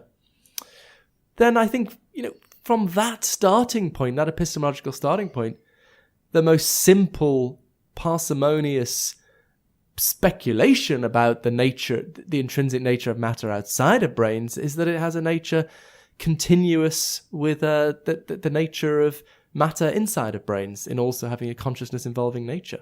Nobody really knows, but that seems the most simple parsimonious speculation. This was a point the scientist Eddington pressed, that he says, it's kind of silly, he says, given that we don't know anything about the nature of matter from physics, to think that it's nothing to do with consciousness, and then you wonder where consciousness comes from. So this is what I call the simplicity argument for panpsychism. And you might think that's a kind of insubstantial consideration, but actually simplicity plays a very important role in science. That, for example, the example I like to give, special relativity is empirically equivalent to its Lorentzian opposing view, but is almost universally favoured on grounds of simplicity. So I think this is quite a strong argument that panpsychism is the default assumption. And, people still laugh at it a little bit, I guess. It's getting, taken partly for these reasons, getting taken a lot more seriously, but, you still get the odd smirk. But because of its kind of new age associations. But, I think if you're really serious about having our best guess what the nature of reality is like, then those kind of superficial cultural associations, don't really have much weight. So I think it's a very promising view. David, do you want to give your thoughts on panpsychism as well? You think it's crazy? No, as it happens, didn't smirk. As it happens, I don't think it's crazy. I'm rather sympathetic to panpsychism, but not for the reasons you give. As I said earlier, I don't buy this stuff about nature's underlying the roles that science gives us. And if you're going to be appealing to simplicity as a big part of the argument, I think you ought to apply the principle earlier and get rid of the natures. But having said that, we've been through that. Let me say a little bit about my own attitude to panpsychism. So, as I said, I'm quite sympathetic, and I have a couple of reasons for this. One is that you said, and I think that's right, many people think it's kind of ridiculous, isn't it, that I don't know, bees and worms and stones should be in any sense conscious. I worry that one of the reasons they think it's ridiculous is because they're thinking of consciousness in a dualist way. They think there's all the physical stuff, and then in addition, there's the mind stuff. I mean, I said earlier that while I'm a physicalist, I think a kind of issue here is that physicalism is deeply counterintuitive. It's very hard for people to embrace physicalism intellectually. And there's something, we didn't go into it, but there's all kinds of pressures that push us intuitively towards dualism. I don't think there's anything, I think there's an argument there. I don't think there's anything wrong with physicalism. There's something wrong with people that they can't embrace physicalism. But the result of that is they intuitively think dualistically. So they think in addition to all the physical stuff, at certain places in the universe, this extra, the puffs of smoke, the feelings are generated by certain kinds of complex physical systems, particularly brains. And once you've got that view, then it's very natural to think, well, this special stuff is going to arise here and there, but the idea that it arises everywhere, that looks completely unmotivated and ridiculous. So I think part of the reason for finding panpsychism so strange is the fact that most people have never really freed themselves from dualist thinking, which you and I both agree they should. Now, once you do free yourself from dualist thinking, you think that there's just the physical stuff, there's just physical stuff all over. Then the idea that there should be a line somewhere in the physical stuff on the one side of which you have consciousness and the other side of which you don't starts to seem rather unmotivated. You might think, well, look, what about our own cases? Look, we know that sometimes we're conscious, we have visual experiences, we have pains, we're not conscious when we're sleeping. Well, in fact, that's a bad example. We are conscious when we're sleeping. I'll tell you when we're not conscious, when we have a general anesthetic. You ever had a general anesthetic? Mm-hmm. And you wake up and it's weird.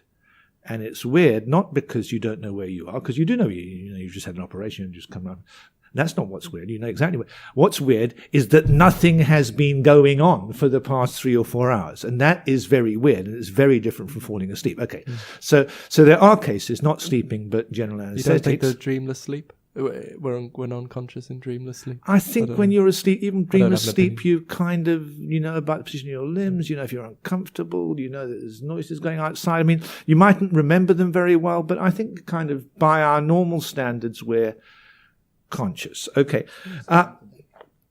So in our own case, we can distinguish between things that go on in us that are conscious, things that go on. But what's the difference there? The difference really is, now Ned Block has this nice distinction between access consciousness and phenomenal consciousness. And access consciousness, not clear you should be conscious. Access is when you can tell, we talked about this earlier, introspectively, that certain things are going on in you. Maybe you had to be woken up to what was going on just then. I heard the noise in the street. But there's all kinds of things going on with you, which you can, you have thoughts about. If people ask you, you can report it, and so on. And there's a pretty sharp line between what's access conscious and what's not. So that's a sharp line, all right. And you might take the view, well, that's really the line between what's conscious and what's not conscious. But to equate consciousness, it's being like something, with it's being accessible, is a rather particular view of the nature of consciousness. I mean, it's often, in effect, a higher order theory of consciousness. A state gets to be conscious because you have a thought to the effect that you're having that state. And theories of that kind that say in order to be conscious, the state that's conscious has to be reportable, accessible, in some way introspectable, face a lot of obvious problems. They set the bar for consciousness quite high. In particular, they're pretty quickly going to imply that infants aren't conscious because they don't go in for introspection and reporting and falling higher order thoughts about their own mental. It's going to imply that nearly all animals aren't conscious, and to most people that just seems wrong. Surely a baby that's in pain is a cat that's in pain is conscious. So there's strong arguments for saying, well, there's access, and that draws a sharp line in us and in these affairs generally, but it's a mistake to equate access consciousness with real, what it's like, phenomenal consciousness. Surely you want to allow that there can be some states that are phenomenally consciousness, even though they're not accessible, to allow the infants and the animals to be conscious.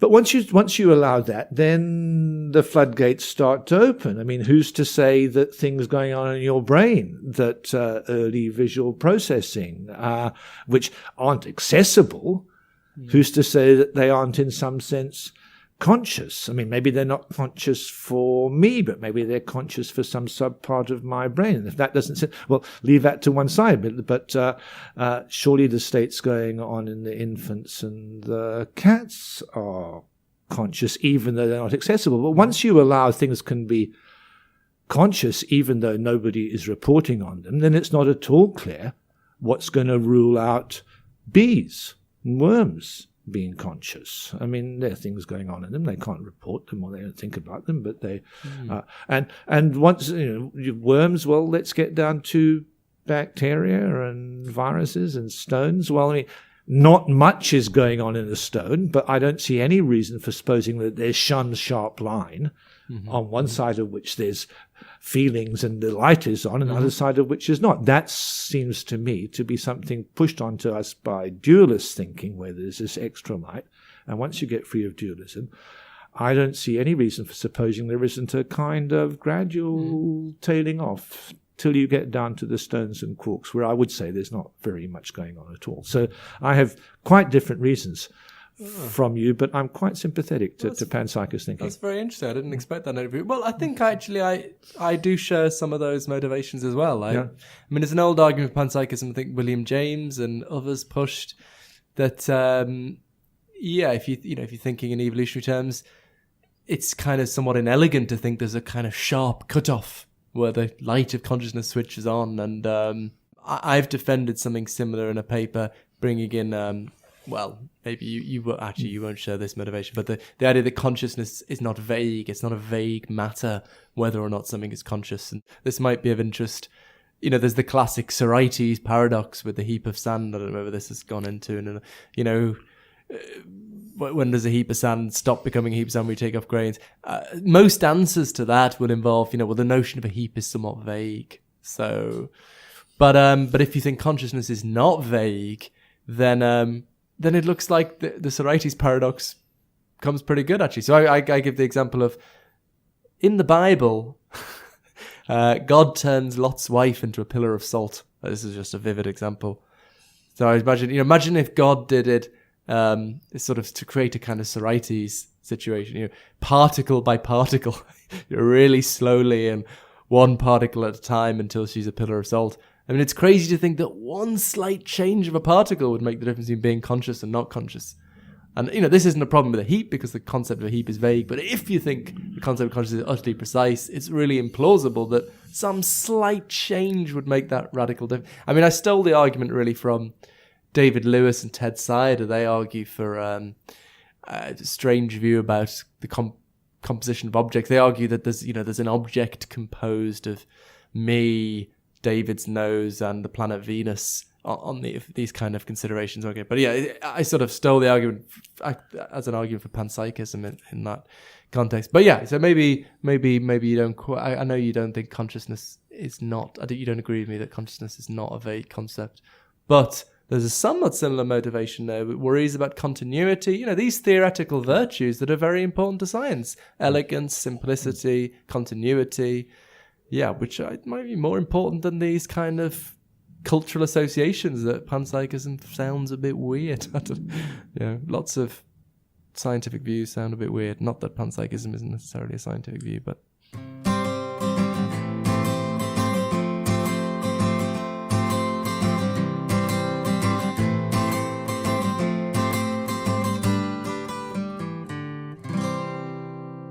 The next instalment of this episode will be available on the following Monday. If you're yet to subscribe to the Panpsycast on iTunes, please do so. For more information on anything to do with the show or what we've discussed today, please visit www.thepanpsycast.com.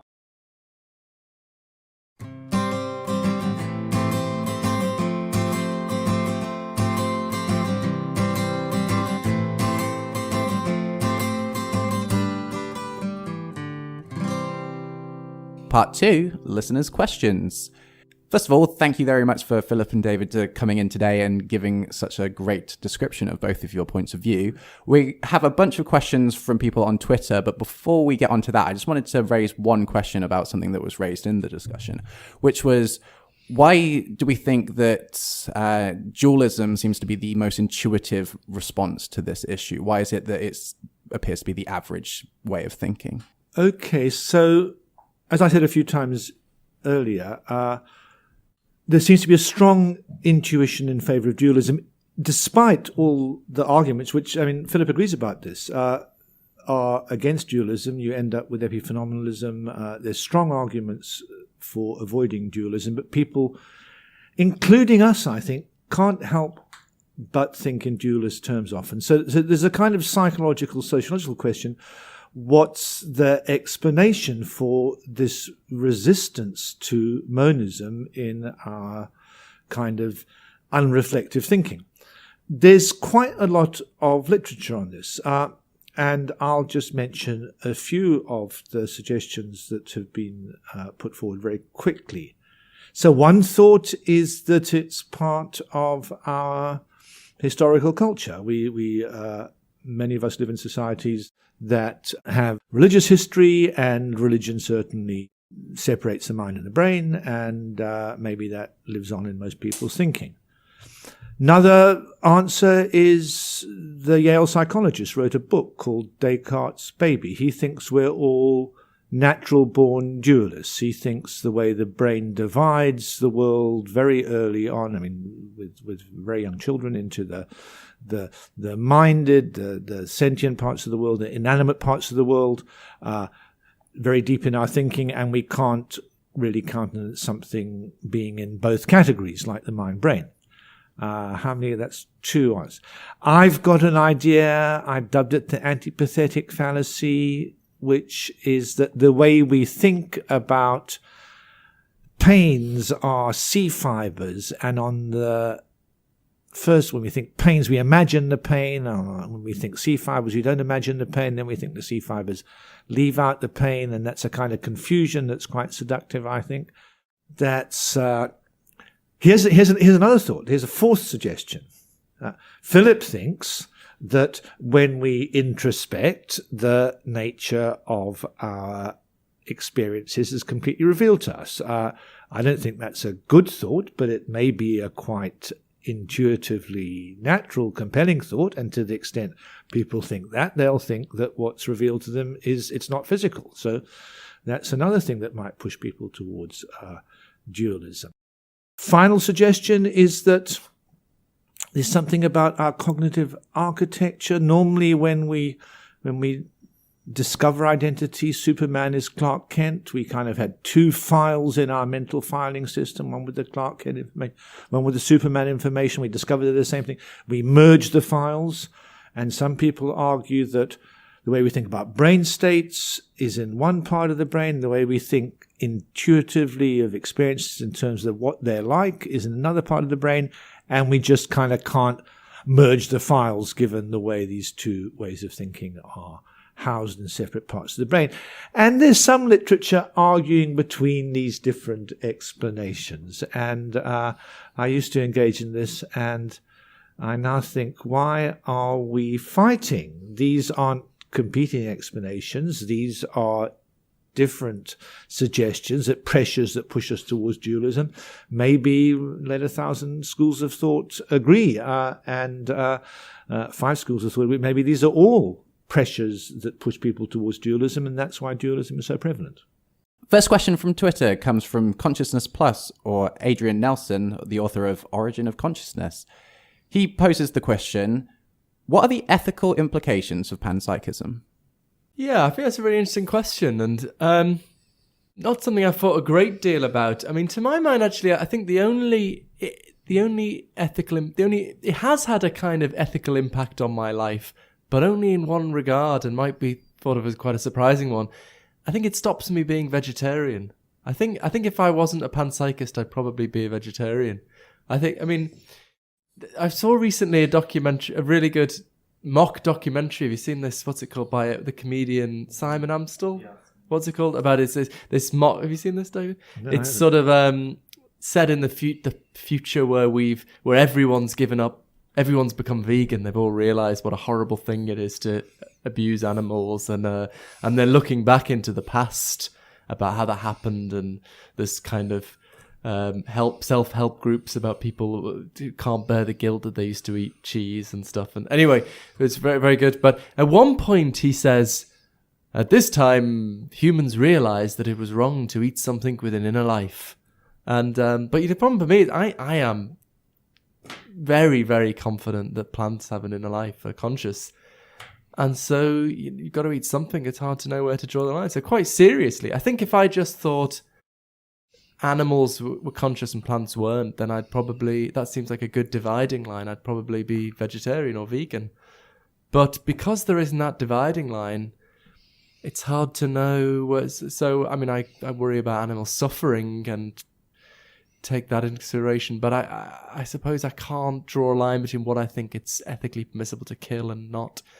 But yeah, maybe that's a slightly disappointing answer. I know my fellow panpsychist, Hedda Hassel-Mørk, thinks that there's some really important positive ethical implications of panpsychism. It will help us sort of relate to the world in better terms, but I don't quite see that myself. I mean, if physicalism were to work, then we'd be sort of continuous with nature and all being physical.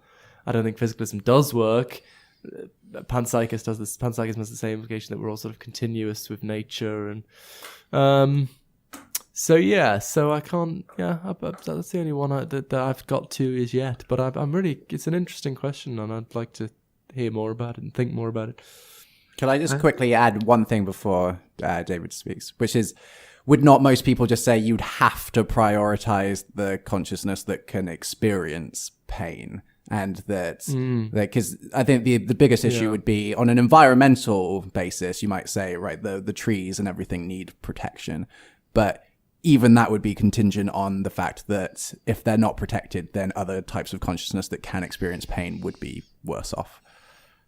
Yeah, well, who's to say trees can't feel pain? I'm not entirely. I was turning to this to my another panpsychist of a form, Miri Al-Bahari, who finds very interesting kind of in the Hindu Buddhist tradition. She's a scholar who works on got a book called Analytic Buddhism, and she was saying, sharing my view that plants are conscious, and said, watch The Secret Life of Plants. I think I haven't watched this yet, but sort of sped up plants.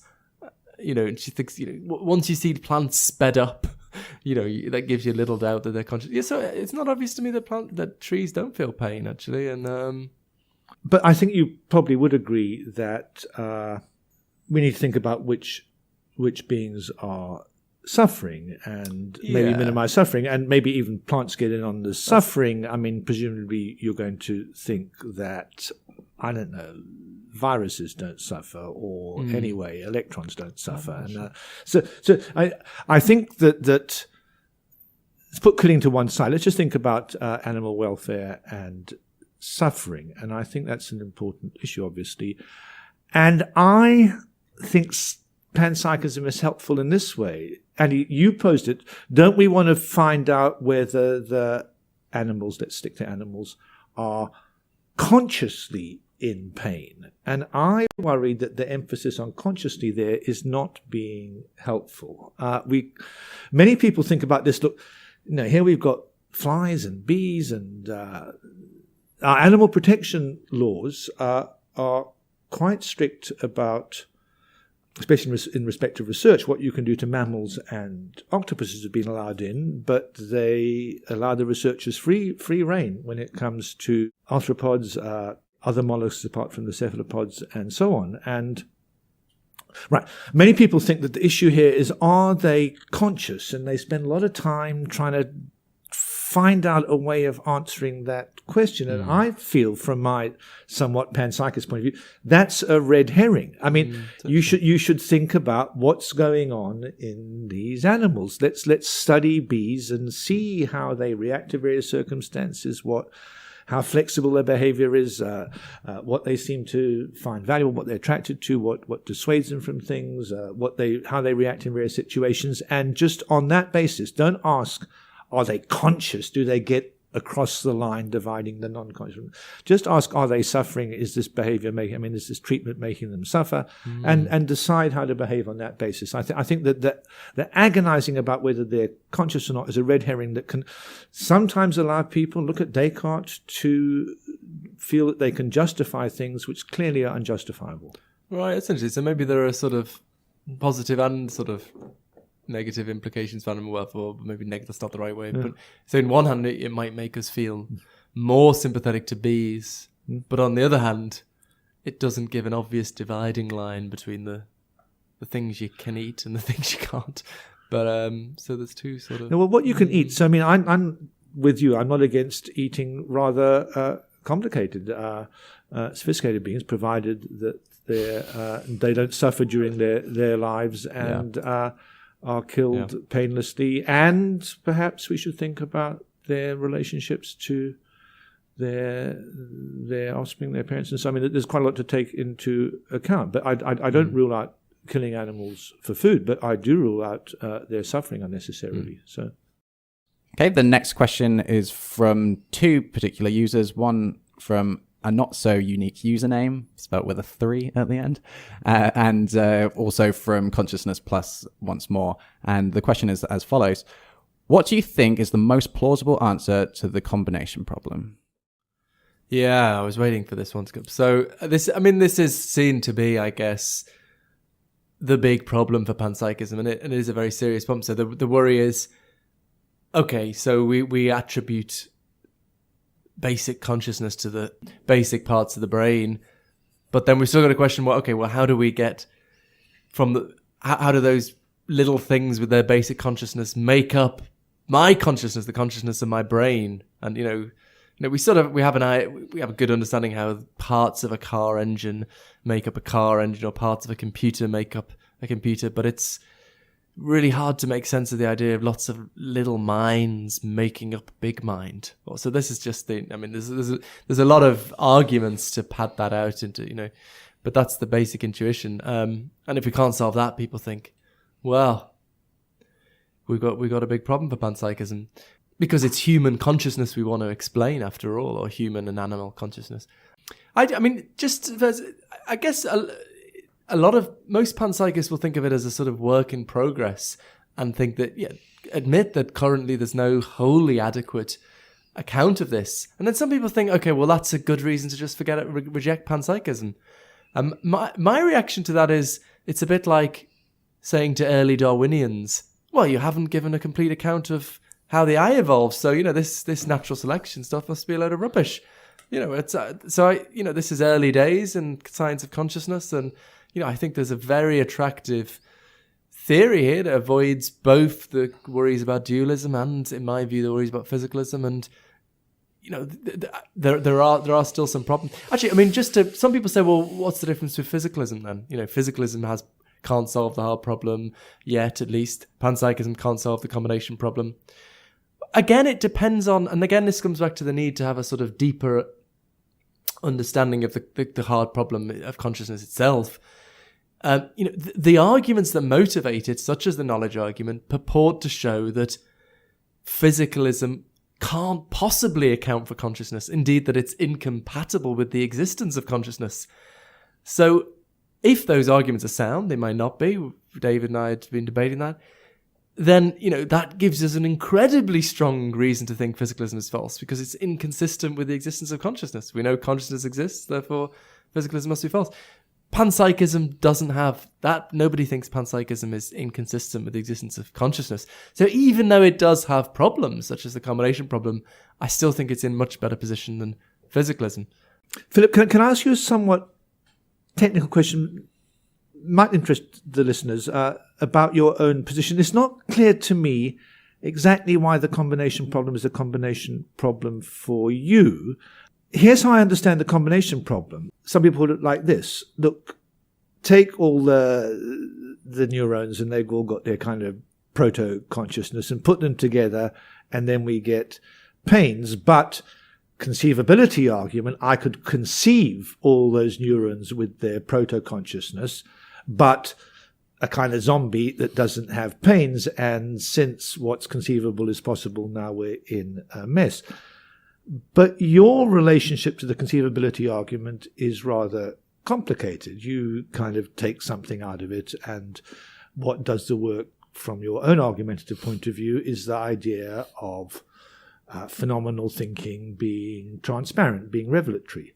It's not clear to me why, from your position, you regard the combination problem as a problem. Why not? I don't. Well, so phrase it. I mean, here's all the neurons with their proto, and then put them together, you get this extra kind of consciousness. Why is that a puzzle for you? What's supposed? Well, I mean, the way you put it there is actually the way I originally framed it in a paper in 2009 as a kind of conceivability thing. So we can think of panpsychist zombies. Right. So all their little, they're like normal philosophical zombies, the physical duplicates of human beings.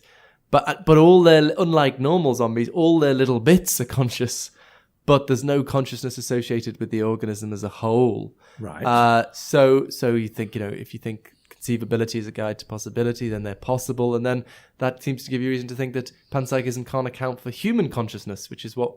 And so that's a particularly worrying argument, because you think like panpsychism is motivated by things like the zombie argument. If the same argument applies back to the panpsychist, then it looks pretty hopeless.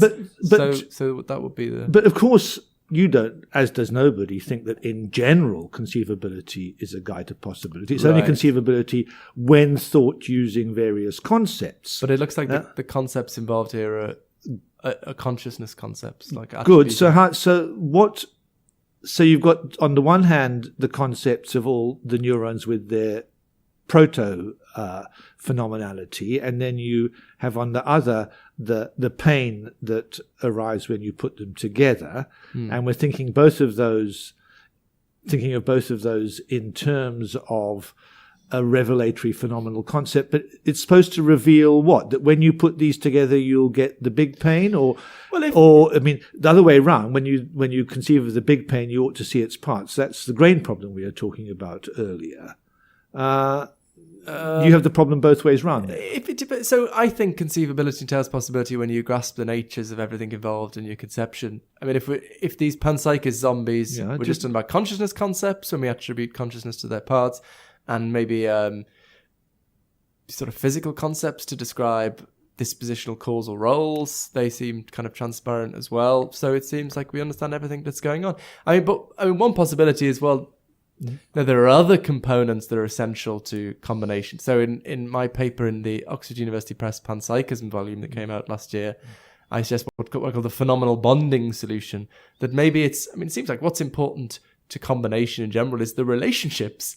So maybe it's the physical relationships between the micro level entities that matter. And so then but then it's not obvious if you're a Russellian monist, it's not just kind of intrinsic properties physical properties like mass and charge that we don't have a grip on the intrinsic nature of, but relationships, spatial relationships, causal relationships. So that would block the conceivability argument. So there's some essential component of combination, which I dub phenomenal bonding, which is a physical relationship, but we don't know if we knew its intrinsic nature, then the whole thing would be transparent to us. So that's one solution I entertain. I mean, in a way, it's not wholly satisfying because we there's something we don't get. We don't get the nature of phenomenal bonding. Maybe we never will. But I'm actually quite happy with the idea that the nature might not reveal all its secrets. And you might think, oh, that's very defeatist. But I think we've been lulled into a kind of false confidence because of the success of physical science. You know, think, oh my God, we're getting everything. But from the Russellian monist perspective, the reason physical science has been so successful is it's just focused on causal structure. So we know a lot about causal structure, but if you think, we're naturally evolved creatures, well, I think we're going to be able to get at the intrinsic nature of all of matter. So I can get behind that, Philip. You're starting to sound like me. Oh no, what are you? Oh, maybe I'll back up. So I mean, I also think maybe we don't need to go into this. I also think cosmopsychism. So I talked about priority monism before. If you conjoin priority monism with panpsychism, you get the view called cosmopsychism. That so the everything is grounded in facts about the conscious universe. I think that helps with some aspects of the combination problem. It's a multifaceted.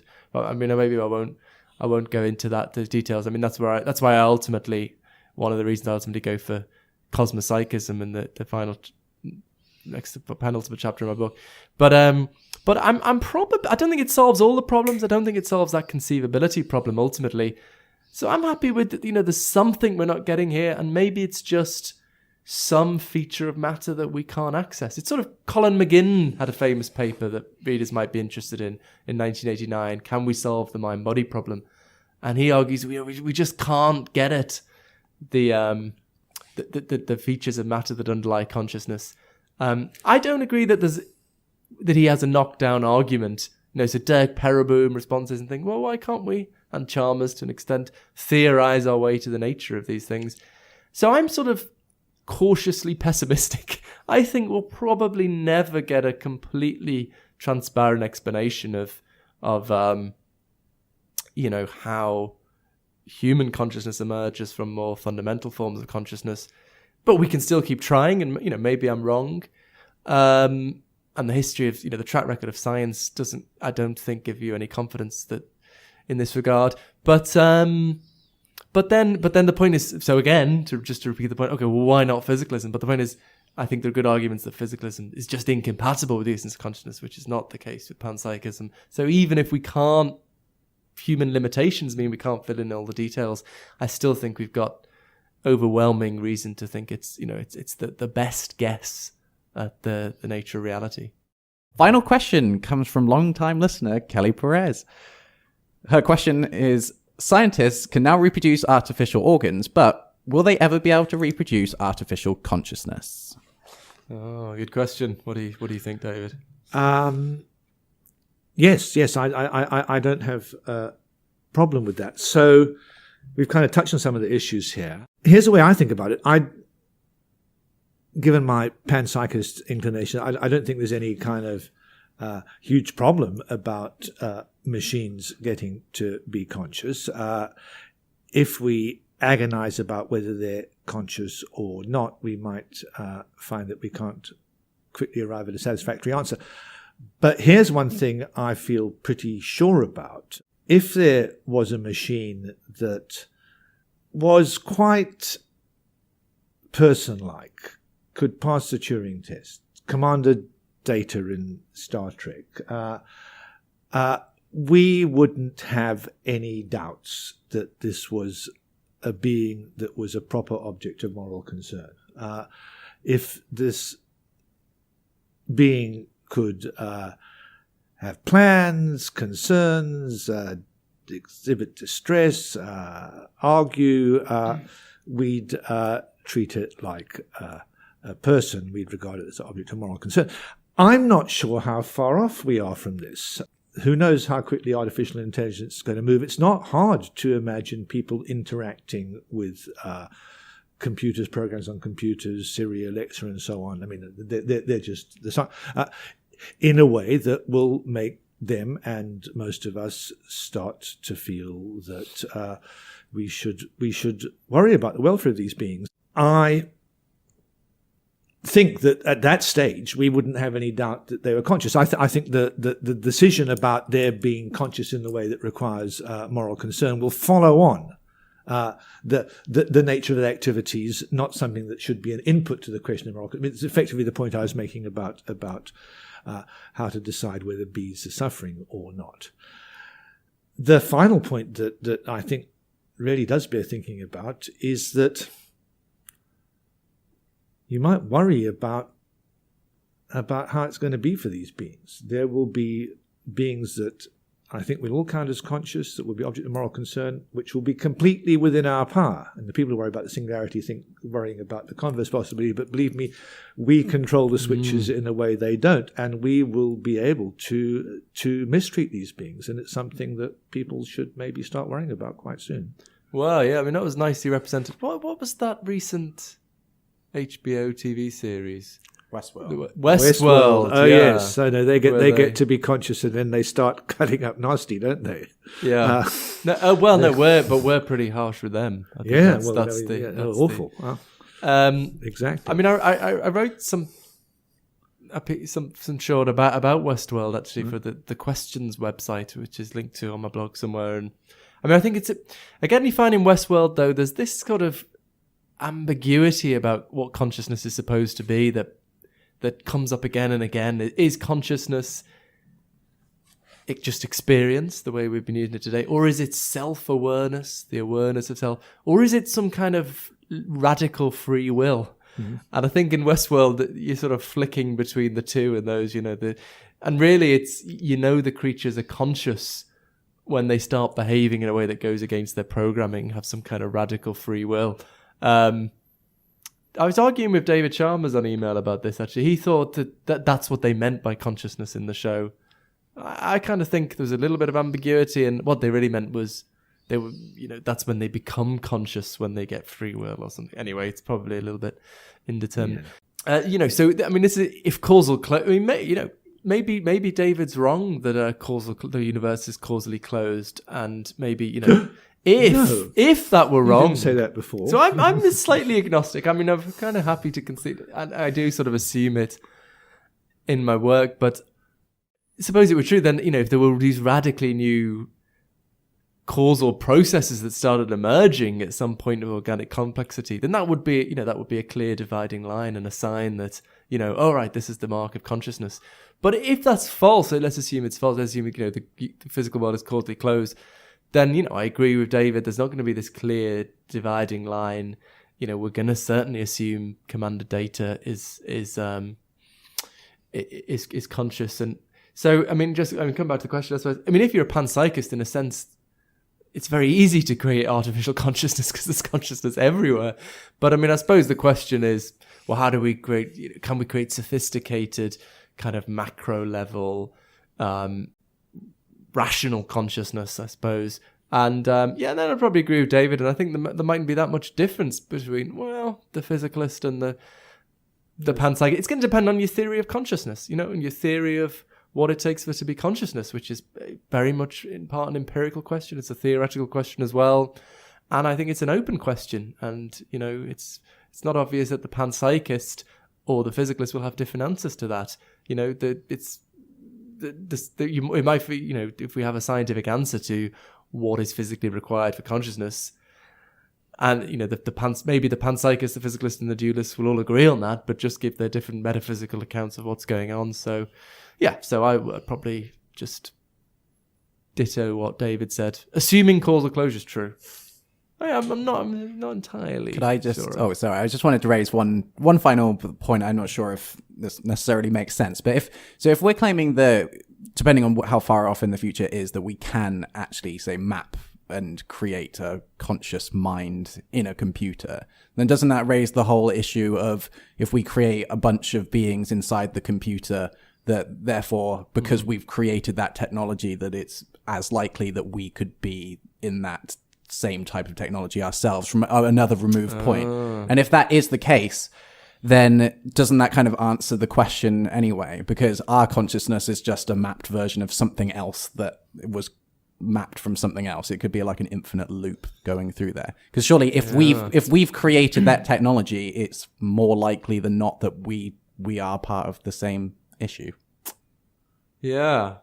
I don't follow that last bit of argument. Why is it if we created technology, it's likely that? Well, it's because I mean, it's very, very unlikely that there should be beings who can create such technology. Look at the history of life on Earth. It's been going on for the best part of 4 billion years, and the kind of technology that we're talking about, it's been around for, I don't know, 10 years, 50 years, 100 years at most. I mean, beings that can develop that kind of technology are complete biological, historical freaks. And so the chances of there being another one creating all of us is minimal. And anyway, wouldn't we have noticed the glitches like in the Matrix? Well, no, because I guess the point would be is if we were able to completely replicate our own consciousness, that they would be capable of making the same thing in the future themselves.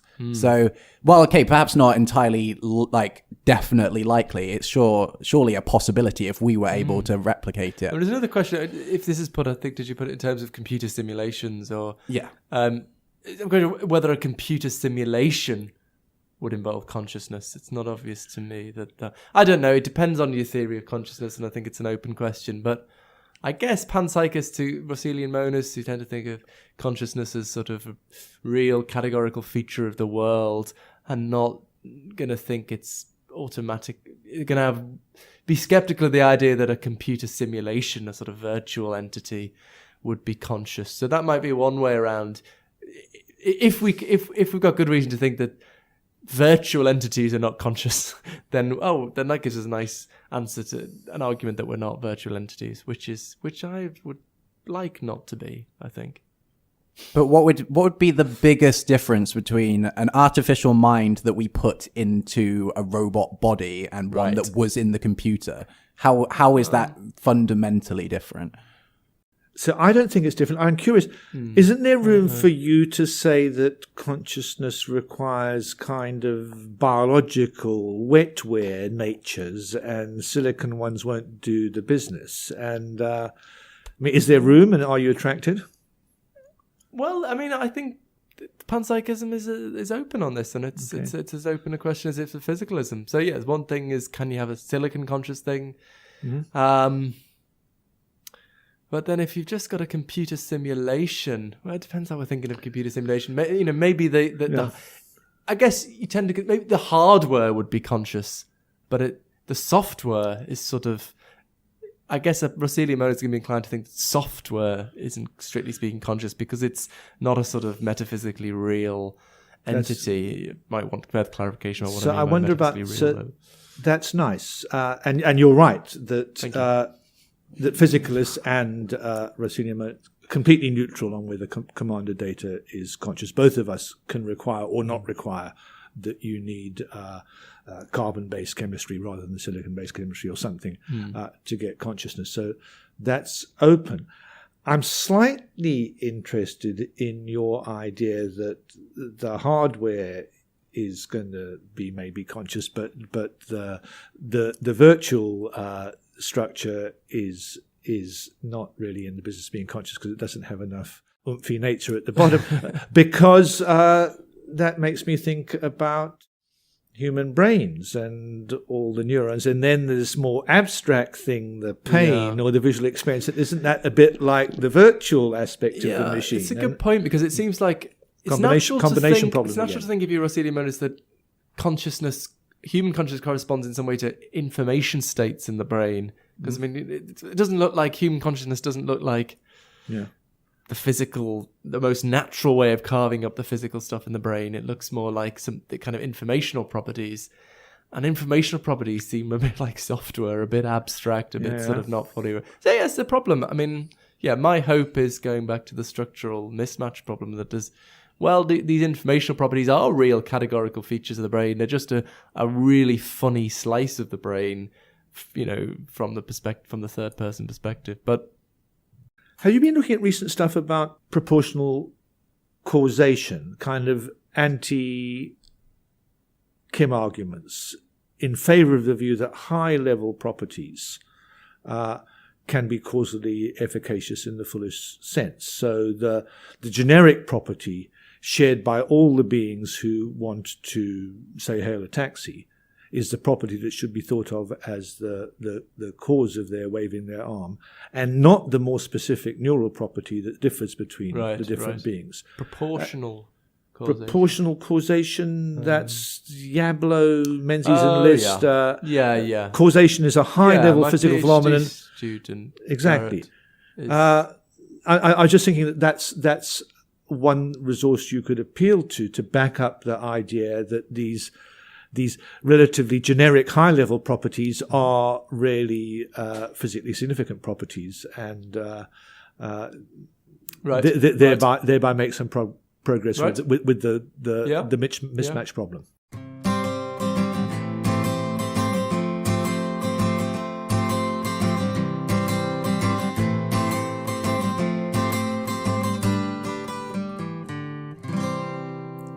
Thank you very much for joining us for this very special episode of the Pan-Psycast. Thank you again to Philip Goff and David Papineau for sharing your philosophical insights with us and our audience today. If you'd like to hear more about Philip Goff and his new book Consciousness and Fundamental Reality, you can visit www.philipgoffphilosophy.com. And if you'd like to find out more about David Papineau and his new book Knowing the Score, you can visit www.davidpapineau.co.uk. Links to both websites are also on our website, thepanpsycast.com. You can follow both philosophers on Twitter as well. Philip Goff's is Philip_Goff, and David Papineau's is @David Papineau. You've been listening to the wonderful voices of Mr. Jack Symes. Thank you for listening. Gregory Miller. Thank you for listening. Associate Professor in Philosophy at Central European University in Budapest, Philip Goff. Thank you very much. It's been lots of fun. And Professor of Philosophy at King's College London, David Papineau. Thank you all. I've enjoyed it a lot. And me, Andrew Horton. Thank you very much for listening. Superb. Okay. Great. Thank you very much for coming. Thanks. That's very good.